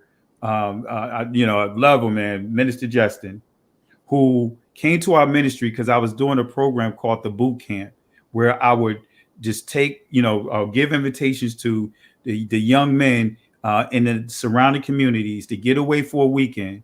And in that, I took the same principles of growing up in the church I grew up in, teaching the men how to iron. Believe it or not, most men today don't even know how to iron. Don't know how to iron a shirt. Don't know how to iron a pair of pants. Don't know how to tie a tie. So I took the boot camp like a military approach, and for the whole weekend, we're going for like 2 days. 2 days, and just taking a boot camp approach, and really began to reach out to a lot of and change a lot of young men's lives. But this one particular minister, he's a minister now, and married, graduated from school, the whole nine. Came to our ministry after he just got released off his deathbed. And you know what? How he was placed on a deathbed? Why he was placed on a deathbed? Because he was living that gang life. He was living that street life. And he was at a place, a house party, and someone stabbed him 14 times in his face. And when he got invited to the boot camp for free, like Sista tell you, we take care of you for free. He was already planning to go out and seek revenge on what had happened to him. And he will tell you, I put my life out there and said, no, you ain't going to. I will go out there with you. I'll roll with you wherever you go at. I'll go with you to the court system. I'll do all those things with you. You don't have to do nothing by yourself, and did it with him. Now, guess what? He graduated out of college. He's married, doing things the right way. Children, got a second child on the way, doing things and being productive and winning other young men to the Most High, doing things the right way. Every last one of our ministers got a testimony, and they will tell you of me just going out to those uncommon places that most of the church don't want to go out to. And see, Pastor Kelly, that's the good fruit you see, not like over there on the quote unquote Christian side. I mean, really, we seeing all fuddy-duddy type stuff over there and foolishness going on over there. Let's look at the fruit of their community and our community. I see nothing but good fruit, right? And then for those who who may not agree with us doctrinally, right? Some of them at least doing what they believe the Most High has called them to do. We're not going to agree on everything, especially till we come to the unity of the faith, right? But right now, I see that the Israelites are doing the work. I don't see the Christians doing the work. They're doing less work than what they did 20 years ago when I was a Christian and a minister ordained and all this stuff, right? It's not the same. These people are different, right? They're capitalist Christians or something, if you want to call them that. Yeah, yeah, and we're doing the things that, like you said, the church should be doing. We go over to get all kinds of foods and give foods out for free. Look, I got on camera, and I'm telling you, I could put a video of me going to a game out in the streets with my sign saying prayer, walking through the project saying, "Hey, prayer. If you need prayer, let me just wave at me, I come over to you, or yell, I come over to you." And literally, I have it on camera. A guy called me over. And this is me being in the projects. And people telling me, local pastors telling me I should not be over at these projects. Telling me it's too dangerous. I grew up in the projects. I grew up in real projects. You know what I mean? I'm talking about 17-story buildings. You know what I mean? But I'm over there, and no lie, young man called me over who was fearful for his life because a contract was put on his life. And guess what? He said he wanted to turn his life around. He wanted to be baptized. And guess what? It's kind of like the eunuch. You know, what I did was I always keep a pair of clippers inside my car because I could cut hair as well. I said, hey, I'll give you a haircut if you want to look completely brand new. Cut his hair and then baptized him in his bathtub. Got it on camera. Have it on camera. And needless to say, he's still living right now and he's working and doing all those things. This was like 6-7 years ago. Just going to the places that the church don't want to go to. That these camps like IUIC, these guys are going into those places. They go into the places that many are saying, oh, that's too dangerous. When did we get to that point to where as though things became too dangerous to go to your own people to help them and show them that, what the ministry of presence really mean? Anyway. And what did they call Nazareth in the Bible, Pastor Kelly? It was like the hood, right? I'm trying to tell you, is there any good thing that comes from Nazareth? Yeah. Yep. So like I said, I got the testimonies, but let's start hearing the church testimonies. Let's start hearing what these guys are doing.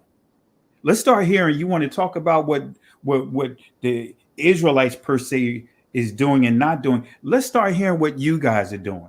Let's start hearing you guys going out and doing evangelism and helping people in their situation. Let's start seeing what you guys are doing. They sure love to charge for a good conference, though. They want to talk about us. I'm just gonna say that there. I just had to say it. I couldn't hold back. Yeah, man, they got a conference for everything. And what are they selling? All kinds of books. Man. Matter of fact, you don't even have to go to a conference. You go to a lot of these pastor churches, man. Some of these pastors, man, they got books everywhere. Man, you walk in the door, you get hit with a book. You know what I mean? He's like, oh man, a conference. We're gonna have a conference on how to debunk the Israelites wearing purple. They have conference and it all be centered around us, and I just be like, wow. Yeah, well, I'm going to say to you, you're a very sharp young man. So here's my card right here, and this is a special card for you. And if you're interested in connecting to the VIP, just let us know, and we'll talk to you more about the VIP. And I'm like, what VIP? What? You sound just like him too, man. But I'm telling you, I can tell you the hustle. I can tell you the hustle.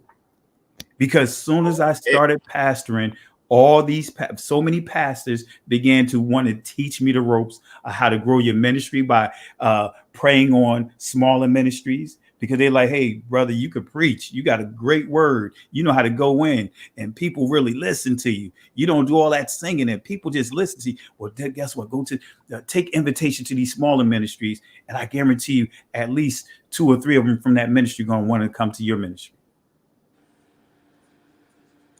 It's like a pyramid scheme. Man, shoot, they be many of them drinking in the back. You know, they're doing all kinds of stuff, man. Cards, drinking, chasing women, and all kinds of things. And then they want to talk about what we're doing. Yeah, and the thing is, I mean, you spend more time talking about us. Go and do what you're supposed to do. Because I promise you, we don't spend days talking about the apologetic community. I promise you. If you go look at our videos, majority of our videos are dealing with other things. It's not dealing with y'all, but I promise you, every day is something. The Israelites are Antichrist. The Israelites are this. The Israelites are that. Let's talk about Calvinism. I mean, but the You truth be really want told, to talk about some heresy? Let's talk about that. but the These truth folks be don't have told, no. but we don't even talk about those things. Yeah. We actually teaching, you know, addressing situations and subjects that people really want to know about. When's the last time you heard me bring up any of this stuff in any of my teachings? Yep. I don't talk about this right here. I don't, because really, truth be told, it doesn't do anything. If anything, it's taking me away from what I should be focusing on. It's a waste of time, and that's what it was. It was a waste of time. I don't even deal with that stuff anymore. It's Yeah. like, hey, because it's not even worth it. Because you're going to go through that same circle, the same cycle of don't kind of ever learning, but never coming to the knowledge of truth, so to speak. They people set in But their ways, and you just yep. wasting your breath. Let me tell you some of the tactics that they do. Shame them so they won't interact. Great example is um, they love to talk about you, Zadok. Welcome to the panel. Oh, I Every didn't know. See Zadok up there. What's up, Zadok? the hookah for heretics up here. Well. What you Man, what is this money? name hookah for? What is the name of this now? You got a new name for me. What You might you have to break that money down for me. manipulating mores up here arguing about? Now look, let me put my pastor voice on you from pulpit now. Now, if you want to go there, I Oh can go there. I can goodness. really get one of the deacons and really go Nehemiah 13 on you and lay Oh hands my on you. goodness. No. Hey, And then salute to torch you Pastor too. Kelly, Nah. man. Brother Yakoba, AG, Sister E, what's going on? I What's up? just happened to come on. I've been What's up, Jimmy? down here doing a contract, building a deck off someone's house around the in-ground pool. And I'm like, man, I had a long day. Let me check YouTube. And look at y'all. Y'all up here getting it in. My response would be, in the great words of the prophet Leonard Washington, first of all, watch your tone, how you talk to me. You want this money I got right here in my hand. You're gonna have to shoot me for it. See, look. People are bored. Most people who are talking have never run a true brick and mortar organization. Many of these people have never had to be over a flock of people. They don't have a clue what it takes in order to actually deal with the real lives of people who will call you in the middle of the night. They mama's sick and in the hospital and ain't even a member of your congregation, but yet they will reach out to you because they believe that you are there for them in love. These people will see you work like me. I own a business. I will put in a 60, 70-hour work week, and I still teach 2 lessons a week, and I host an open mic platform, so whatever the ruach has in the heart of the people, they can actually come and talk. And then besides that, offline, I disciple people. And so if anyone ever had questions about what might come to me and what I might do with it, it ain't none of their business. If you got some information on me, go ahead and make it public. Tweet it, Instagram it, prove it. Other than that, you're throwing so much straw, as I said on Yakoba's comment section the other day, on Teo's comment section, when Alton Johnson and them were making false accusations about some great information he was bringing out. These people tossing so much straw, you would think they were feeding horses. What's happening is there's no more strength to their ability to discredit us as followers of Hamashiach and as individuals who are well studied and can make great presentations on our stances. And because we don't speak to be agreed with, like Pastor Kelly, We don't speak to be agreed with. We speak to be heard. When you're so busy doing the work, you're not paying them attention. When you're not saying their name, when what they're doing in their lives don't interest you because that's not what Yah has put you here for, they miss us. At the end of the day, they miss us. So, Sister E, when they say my name, they're trying to get me to come and talk to them because they haven't heard from me for a while. But in the meantime, in between time, the dozen or so people I may have baptized into the kingdom, the couple of marriages that me and some brethren may have counseled back from the brink of possible divorce or even legal separation, those things are the most important things. And because that don't happen on Clubhouse, because that don't happen and won't be streamed live, they just aren't satisfied if we're no longer a part of the foolishness. And the thing is, it's more so, I guess I have to be very careful with what I do on Berands, because when I do push back, people get in their feelings. And then when I push back aggressively, because I'm not going to allow y'all to team up on me, then all of a sudden, Sister E, oh, you shouldn't be like that. You're acting like Cherry. You're doing this. Look, y'all not going to do this to me. And I guess they think I'm just gonna sit and take it. No, I'm not gonna take it. I'm gonna state the obvious. You want me to hold Israelites accountable? I gotta hold both sides accountable. So I think that's where they have a problem. So when I do hold them accountable, then all of a sudden I'm a camp. I'm affiliated with a camp. I'm a lawyer for a camp. Because what I did was, I said, and this is the statement that I made, and it was based off a conversation. I said that the camps will go places that the churches will not go. They will go deep into projects, and go get them brothers and pull them out where the church can't go and they won't go. So don't be mad at them that you got them standing in front of your church. You could have reached out to them 10 years ago before IUIC and the street. Well, really, the streets got them, and then IUIC got them. So now all of a sudden, I'm an advocate and a lawyer for the camps. But see, the thing they don't want to talk about, Sister E, is that from my understanding, IUIC sent those pastors letters first, reaching out to them, wanting to have a conversation because they were talking about them on the internet, right? And so from what I heard, they sent them letters and they never responded. So they like, okay, well, we're going to show up on the corner. And so that's what they get, right? I mean, keep their names out your mouth. They wouldn't have had this drama.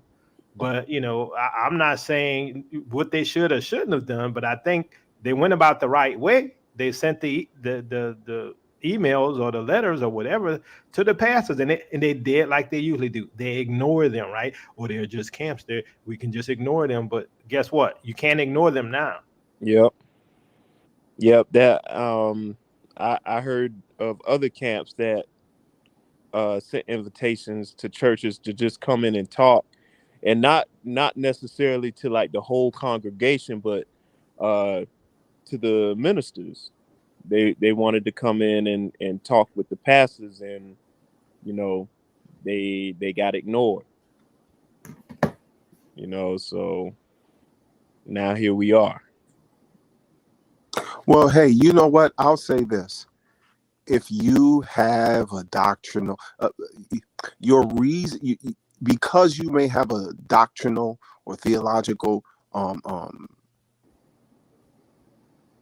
disagreement, let's say, with IUIC or any other group, that's not necessarily a reason to try to slander their name as if no good is done. Anything get brought up about so-called Christianity, on one hand, some of these people will even claim they're not with. Well, that's not necessarily describing all of us, but they will still defend Christianity overall for some good that could come out of it, in spite of atrocities that may have been done under the banner of it simultaneously. So if you have a disagreement with a camp, then you have a disagreement with a camp. But to slander them without proof, and then when you come to their aid and their defense and they try to call you a lawyer for them. See, you know what? I've been real quiet. I done stayed off of platforms. I told you I was, Sister E, and I've kept my word. But I will punch a punk in his neck. They not gonna come for you. Not you. They could talk about me all day. People send me stuff, I ignore the links, or I hear about stuff, I'll be like, it ain't that important. But if they mess with you, ma'am, I will accost gentlemen for you. So I just hope that they, Oh, thank you. I hope it's out of their system. And I really mean that, because at the end of the day, I don't really care to debate for strife. If I debate, I'm really hoping that the audience or even the person I'm talking to would get some edification out of it. But for the few sisters we have in the community who are public figures and have voices that are respected, yours being among the top, if not the top, I personally will not stand by and just hear too much shaming of your name without it being smoke in the air. And I'm glad to do that. So at the end of the day, don't worry about it too much. I just think that, once again, the only reason why that would get said toward you is because it's a recognition on the part of those who would try to shame your name. It's just a recognition of how powerful your voice is.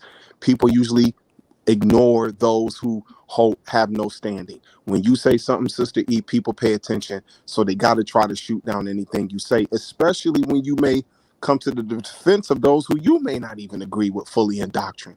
That shows there's no bias in your heart. In that sense, you're really for the Messianic Israelite community in spite of our differences. And I think that that should be applauded. Thank you. Thank you. I think I didn't ruffle some feathers because, yeah, I didn't. Yeah. So I'll tell y'all on the side something I just found out. But I mean, and again, people wanna play like they know everything and have been corrected. And again, I've been corrected. I've been corrected. I've been corrected numerous times by people, and I don't feel that I don't need correction because all of us need it because that's how we grow. But when you feel like you don't need to be corrected and you're arrogant about it, that's when I have to call you out about it. I mean, I plain and simple. I'm not pulling any punches. Don't get in your feelings, but thank you so much. Thank you so much. So, Again, it's so interesting. so the thing to me is not to beat up on Mike, because he's one of the ones who I consider to be somewhat the medium person over there who has some level of balance. But it's like, to me, I think he should apologize to Sister E, take the high road, be the Christian man that he says he is, because I find that they always want to be antagonistic to the Oh, he Israelite blocked me. He community. just blocked me on Facebook. So Yeah, so that's what I'm saying. Why go through the yeah, method of blocking? He should, to me, be mending fences, right, and trying to fix the relationship. That's what I think he should yeah, do, because it's not worth blocking, right? And see, that's what happens over there, is nothing but contention, nothing but fussing and fighting. And then when Israelites go on and they try to present their case, they're ignored. Everything you presented, all the evidence, all the information, all the proof text, it's ignored. So it's like, okay, well, what's the point? What are you gaining, yep, right? yep, So yep. And again, I hate that it's gotten this far. But if he want to block, that's it. Block me. I don't care, because Mike, you were wrong with your comment, and the way you did it was very arrogant. And if you're watching, I know you're watching. It was very arrogant in how you did it, because that comment was raggedy. And I expect better from him. But when he said that, I think it shocked me. I said, why would he say something like that? But yet and still, you can tell there's somebody in their feelings, because I wasn't gonna block them. I don't have a reason to block them. I'm gonna say what I got to say and move on. Period. But people get in their feelings, and guess what happens? I'm gonna block you. What? So I'm not upset. I mean, I hate that it's led to that. I mean, I thought Mike was cool and we got into it, but obviously, if you don't agree with Mike, you're not on his good side sometimes. And I'm seeing that now. And I'm seeing that a lot with people, because the thing is, I'm gonna state my premise, period. If I don't agree with you, I'm not gonna agree with you. If I agree with you, I'm gonna agree with you. There were days that Mike was saying stuff that I was 100% behind Mike. I agree with you, Mike. But today I don't agree with you. And they're not gonna make me agree with them. Period. And I'm not gonna apologize, because Mike needed to be corrected. And for some reason, people think that Mike doesn't need to be corrected. Mike is human. He can fall short. He makes errors all the time. Oh yeah. That's life. That's life. You are not, people are, I think people have gotten so arrogant with the Bible that they think they know everything with the Bible, that when you're corrected by someone who you don't consider to be an equal to you as far as your knowledge, you take it personal. So who's the moderate Christian over there now? Because I don't think there's any left. Yeah, I don't know. I mean, hey. Well, The prophet. What about the prophet? The one, the prophet. Oh, he's no more. We haven't heard from him in a while since Dante kind of. Oh, okay. But I mean, that's how it is. Now everybody gonna have a kumbaya moment. Sister E is mad. No, Sister E's not mad. I have my own channel, and I'm gonna say what I want to say. well, Just like Glenn says, he says what he wants to say. And Mike was wrong. Mike said something that was very incorrect, and he was very disrespectful. And he ultimately said to me that, you know, what is the scripture with the prophet? You should be silent. Some scripture he threw up. And I said, wait, hold on. You calling yourself a prophet now? And he started laughing and he was joking. And he said, no. And he kept talking, but he was making slick pop shots and insults. I wasn't pop shotting and insulting him. If I'm going to insult you, I'm going to insult you. I'm not going to pop shot. But he does that. And I don't play games like that. And I think that's very disingenuous when people do that. I don't like that. If you gotta make us a pop shot, if I don't like what you're saying, I'm gonna say it. So for him to take it that personal, because one, he insulted me, telling me to be quiet, then making it seem as if he's always been very nice in these panels when we've seen him numerous times interrupt, talk about people, call him antichrist and all that. Mike, this ain't the Mike that I knew a year ago. This new Mike, I don't even understand him. But I think he's gotten a bit arrogant and gotten on a high horse that he thinks that he's beyond correction. He's not beyond correction. I think it's because of the whole Cherry situation where she beat him up and called him ecumenical. Let's just say that, right? He's part of the ecumenical movement. So I think he's trying to be a little bit more aggressive against the Israelites, so that he won't be looking like, you know, he's our friend. That's maybe what was occurring. But he was never my friend then, because I said even the Israelite community that did not like Mike, I said me and Mike are cool. Period. I mean, Mike is cool with me. But this Mike right here, I don't know what that is, where he's arrogant. They puffed this man's head up to think that he is beyond correction.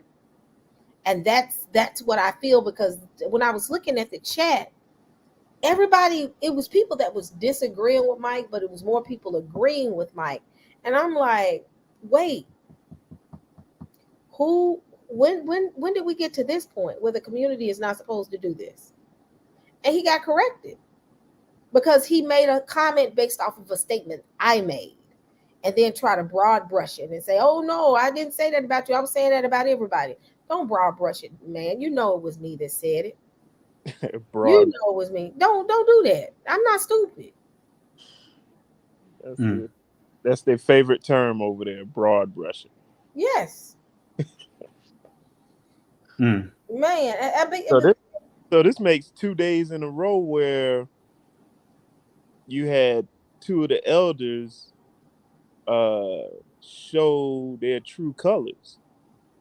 I don't know something else, because I haven't been watching. What happened? Make it make sense. I think it was yesterday with Covey and Elder Joe. Where Elder Joe told Covey that, you know, he's pretty sure if Apostle Paul was to come to his house, that he had no problem if he had a ham sandwich, that Apostle Paul would partake in that ham sandwich. And Covey was like, you know, Covey was trying to be respectful, but he was kind of like, I don't think so, you know. But and the Elder Joe kind of took that personal and was trying to convince him. And I was just listening. I was like, this is madness. Like, that was Elder Joe, huh? My son and I heard that. I did not know who that was making that point about if Paul had come to his house and all he had was ham on the table. He said he not only did he think Paul would not be offended, he Yes. said that he believed Paul would eat the ham with him. And when Kofi said, well, no, Paul would have been a strict observer of the customs of the Jews Yes. and would not have participated, Joe was offended, it seemed, and wanted to know what scripture you would use to prove it when he himself, besides reading a little bit of Romans 14, had no scripture to prove his point as And well. So I think that basically at the end of the day, these some of these individuals are limited to where they are. Just think of this. Their own platforms, I don't even know where they are or what they produce or exhibit in the form of teaching the word of Yah. They come to the black exploitation slash disguise for equal discussion platform over there, and that's how you even know anything about them. Other than that, I'm not sure what these people do, but I can tell you this. I can go to Teo Ministries channel and I know what they do. I can watch We Woke Now. We Woke Now. I got the notification bell. It rings when Pastor Kelly puts something on that channel new. If it's scheduled to come up or if he live, I know. So I can see what they're doing outside of a platform I may have run into them on at the first, besides their own platform. But if you notice, many of these people, do we even know what they do on their own outside of that platform? So I just think that honestly, some of these brethren are just caught up. And ever since COVID happened, a lot of people got used to jumping on platforms and kind of being there consistently. And now that society has opened up a little bit more, some of these individuals don't really have nowhere to go to be heard because they didn't really have that a lot before. Yeah, and what kills me is these guys have gotten puffed up to think that because we're orthodoxy, we have all the answers. No, you don't. No, you don't. And because we call ourselves Israel and we're questioning things that you all don't want to question, we're not antichrist. See, I don't like witch hunts. I don't like when people do the witch hunt thing because that's not fair to a conversation. But I think that's where the arrogance is now, where a lot of the guys who say that they're orthodoxy, you can't tell them that something might be incorrect that they was probably even taught in their seminaries. That's almost blasphemous to them. yeah, and that I think because I follow EO Ministries, I follow U Zadok, I'm following you now, sister. Yeah, this is my first time seeing you, Pastor Kelly, but I'm definitely gonna follow because I learned a lot from you guys, Dante, even Divine Prospect, like just the way you guys go into the history and the way you guys break down scripture, like it's helping me in in my walk also. And so that's how I stumbled upon the other platform, and just listening to how when scriptures are brought out, and like sometimes I get lost hearing the breakdown coming from those guys. And and it's crazy because even in the chat, you got some people who's like, "Yo, the scripture is saying what it's saying." Like, it's all this running around like trying to undo what the scripture is actually saying, and it's Yep. and to me it's baffling because I'm like, man, these guys are actually like, and watching the debate with Sakari Deacon, um with Elder Mike, at the end when he asked him that question about who is his teachers in seminary and how Mike didn't want to answer it, and I was like, wow, like that's where Are you serious? look, you know, I didn't watch all of it because I was just I've hit a point with all that. But what? Oh wow, that's but arrogant. that but yeah, but that's what's so sad about it, because when he asked him, like, with a majority of your teachers white, Mike was like, I don't want to get into that. And I was just like, man, that's when I hear them go into the scriptures, it's like, man, I wonder if that's probably a lot. That's the big problem right there. Like, they've learned how I don't want to, you know, maybe they've learned how to, like, undo what scriptures are actually saying, to kind of it just seems like it's to throw you off when you ask a certain, especially when it comes to laws and commandments. Like, that's the big, I see that's the biggest, gr- biggest beef they have. And it's like, they go to Paul, but then I asked the question one day. I was like, did so when Paul took the stand, I think that was in Acts 24, and and Paul even said, I did not teach, against the law. Like, do you guys believe Paul, or do you believe he was lying? Because you're doing the same thing that other people, the people during that time, was doing to Paul, where they were saying Paul was teaching that we didn't have to follow the law, or the law, is no more. That's the same thing you guys are doing now. So, and man,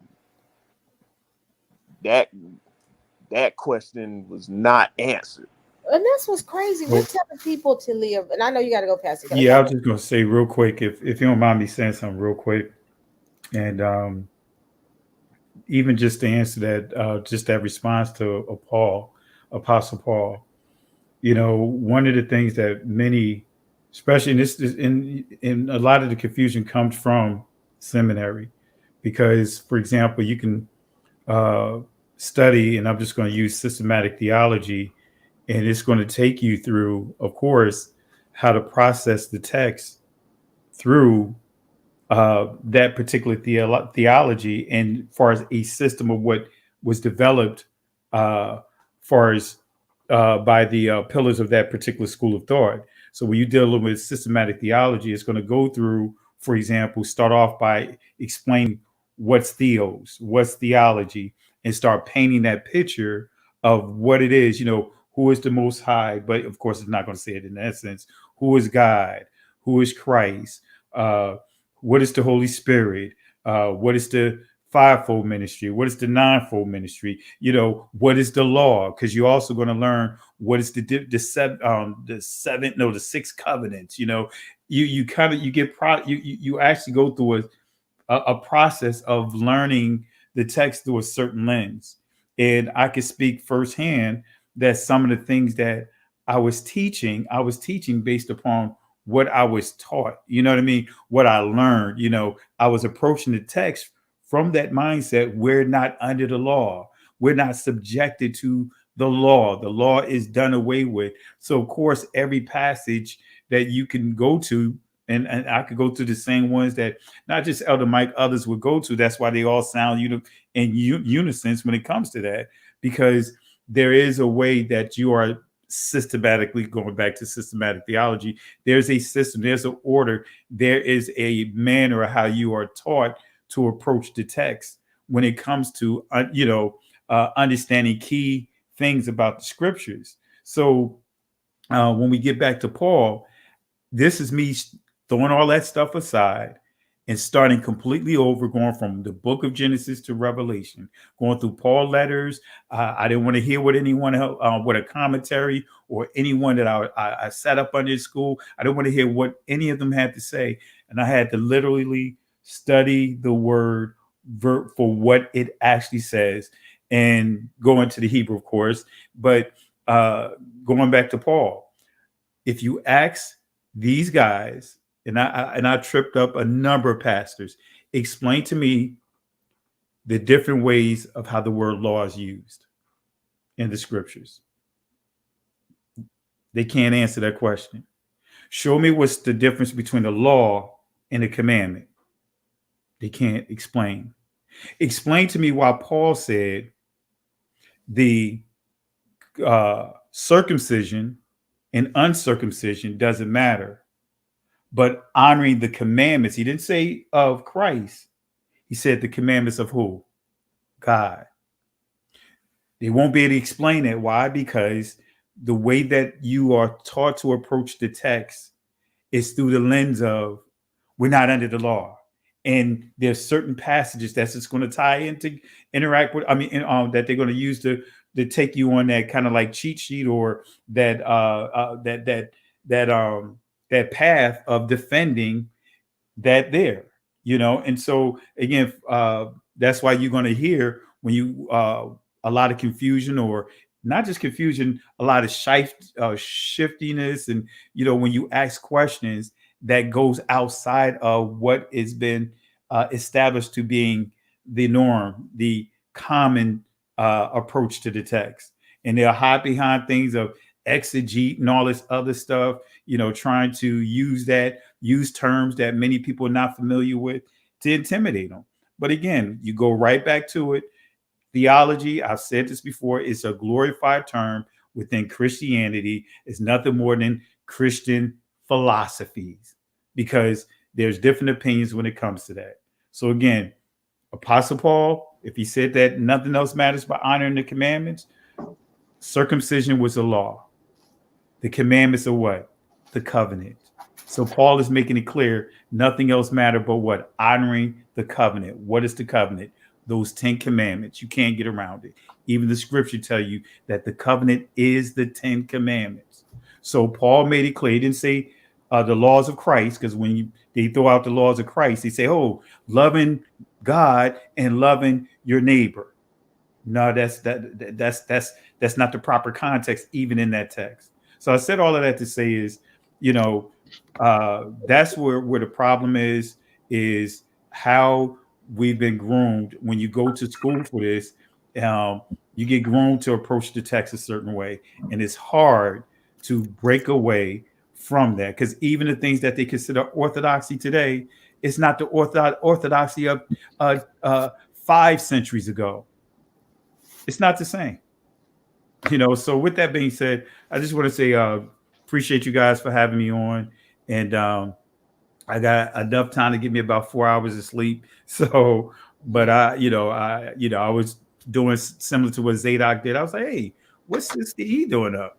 Hey, what Yakoba doing up? What Big Red? If Big Red dipped out, what they doing up? What's going on? Let me see what's going on. So like I said, family, I really appreciate you guys having this discussion. And again, truth be told, hey, the more they talk about us, they're helping our platforms grow. Yeah, that's all I can say. The more they talked about it, all I know, I'm pushing almost 25 subscribers, 25,000 subscribers. Let them keep talking. I'm Pastor Keep Kelly. talking, keep talking, because you sending them over to our platforms, and I can tell you this: they're not leaving. I got one more question for you, Pastor Kelly, before you go. I overheard. I watched the interview the other day with a gay pastor on the Jesse Lee Peterson show. He was interviewing him, and the gay pastor said that in seminary they also teach that God could be whatever you want him to be. He's not necessarily a male. He's not necessarily a female. And I heard that, and I was like, wow. So did you ever did you ever run across that? Yeah, and actually, when I went, you could start seeing like some of the shift, because when I went, it was all about the KJV Bible, for example. Now it's all about I don't know about now, but I know it started trending going down the NIV path. But when I was went to seminary, it's all about the KJV.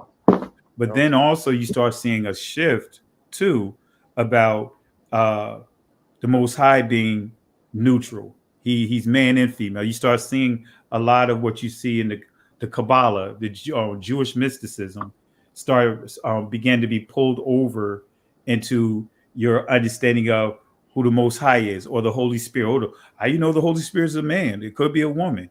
You start hearing those type of things, and you start that thing started being brought in, just what you see in Judaism, and it has been taught that, hey, the Most High is not a male, the Most High is not a female.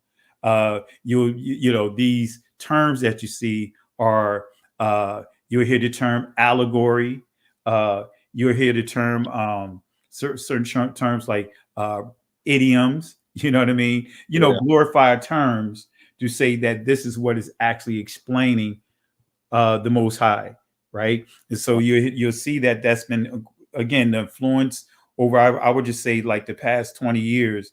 Well, since like the late 90s, the early 2000s, and I'm sure you guys could witness that, attest that, how suddenly you start hearing about the Shekinah, or just Shekinah glory. You know, you, Agape love. yeah, it started shifting around that time. But like I said, when I was in seminary, been a while. You're right. But that's not where it was at that time. But I did see how things began to shift around when it got close to like the millennium, the turn of going into the millennium. You know what I mean? You start seeing things start shifting when it came to the Most High being gender neutral, the Holy Spirit being gender neutral. You start seeing words like neutral, or neuter, nouns and things like that. When you start looking at a lot of the Bible dictionaries and so forth. So yeah, that shift really started. I want to say, the turn of this millennium. Wow, I man. will say this much. I'm getting ready to close, and everybody can, state their piece because it is getting late. I didn't realize how late it was. I'll say this much. Uh, Anybody who's following me will understand this, and who have followed me, that I'm gonna be honest and true in what I see, and I'm gonna give you my true assessment of what I see. You'll never see me cower down for the sake of pleasing others, because I'm very much so about being true to myself. Um, so if people expected that out of me, don't follow me, because I'm not gonna do that. Because everybody on this panel can tell you we've all at one time bumped heads and didn't see eye to eye, and we have to respect that amongst each other, and especially, like I said, being a woman in this community. So I just want to tell everybody, I do this in love, but I don't like people to I don't like bullies, and I don't like passive aggressive bullies. And that's where I draw the line. I saw the passive aggressive ways start to surface on today, and I'm gonna be aggressive. I'm not going to be passive with mine. I'm going to be aggressive. This is how I'm going to rock. But I'm still going to do it in love. But I stand on what I say, and I mean it. And if I'm wrong, I will apologize. This one right here, I'm not apologizing for, because I was not wrong. And Mike needed to be corrected. And if people are standing behind Mike by making that comment, I feel bad for you, because you're behind him for the sake of being behind him, because you don't like us. And when you look at the essence of what he said, it goes against the Bible. The church is supposed to be a community center, and don't bow down from it. These dudes with this strange orthodoxy they keep popping up with. The church is meant to be a center for the community. Period. And I'm standing firm on that. And if somebody opens their raggedy mouth and say that, I'm gonna say that's raggedy. Period. So family, I do it in love. I do it in love. And I'll never say that I don't stand for correction, because I've been corrected. In fact, I've been corrected by him. And I've said, okay, yeah, you're right, Mike. But he believes he's beyond correction when it comes to us. Now, he might take correction from his peers, but it's something about when we correct him from our community. It's almost like I thought he was cool with us, but you still see that he does see us if we're beneath him. And we had a conversation with Mike about that. He feels like we're, and I really believe that he doesn't feel like he's supposed to be corrected by us. He feels like he's supposed to be teaching us. Well, he doesn't see the leaven in his doctrine. And that goes for all of them, and not just Mike, but all of them. And if I go back up there, that's fine. But I'm gonna still stand firm on what I believe in, period. And I won't be bullied. And like I said, that's just how I am. So that's all I gotta say, family. Anybody else got something to say? Well, I'll close with this. When it comes to us agreeing with doctrine, it's not going to happen. Yep. Because, as Pastor Kelly stated, they're caught up in the training that they've been in. And we've all decided to step back and let the Holy Spirit be our teacher. That's a huge difference. And so, when they come on and they can't deal with the scriptures that we present, then it turns into ad hominem attacks. You don't know what you're talking about. You're not reading that correct. Y'all caught up in skin doctrine, all of this stupid stuff, right? You can't even have a conversation with them people. And that's why I don't deal with it anymore, because, they don't want to listen. They don't want to learn. They don't want to grow, and they don't want to share. So that's all I have to say. And for me, I'm all about our people. I love Israel. I want to see y'all in the wilderness. That's what I'm looking for. I ain't got time to fight no more. I'm trying to pull back from that foolishness. Yep. And my last words for tonight is, there comes a time when you hear a certain call, when the world just come together as one. In this right here. There are people dying. When it's time to lend a hand to life, God's greatest gift of all. We are the world. Where's my mute button? Where's my mute button? I'm about to mute you. Yo, he went that I told long. you. You already know, Sister. It's past my bedtime. So, Yeah, time to go to bed. Now it's time to say goodbye to all my Negro friends. No. no, but have a good one, guys. I really got to All go. right. I got like less than 4 hours of sleep I'm going to get, but love you, fam. Love you too. Shalom, Pastor. I ain't got too much to say, Sister Amen. E. I ain't got Come too on. much to say. I came on at the last minute, just caught you guys in the end of this, and all I can say is they better watch how they talk to you. That's all. That's it. Oh, thank you. Thank you. Well, family, I'm getting ready to go to bed because I'm like Pastor Kelly. I got to get up bright and early and catch the train. Saints, pray for me because baby, I'm forever late for work because that train. Yeah, I'm used to a car, so just pray for me. But I got to get up in the morning. So thank y'all so much. Thanks, Zadok and Yakoba and AG and Pastor Kelly and who else was up here, and Big Red and everybody else who was up here. Thank you for coming up here.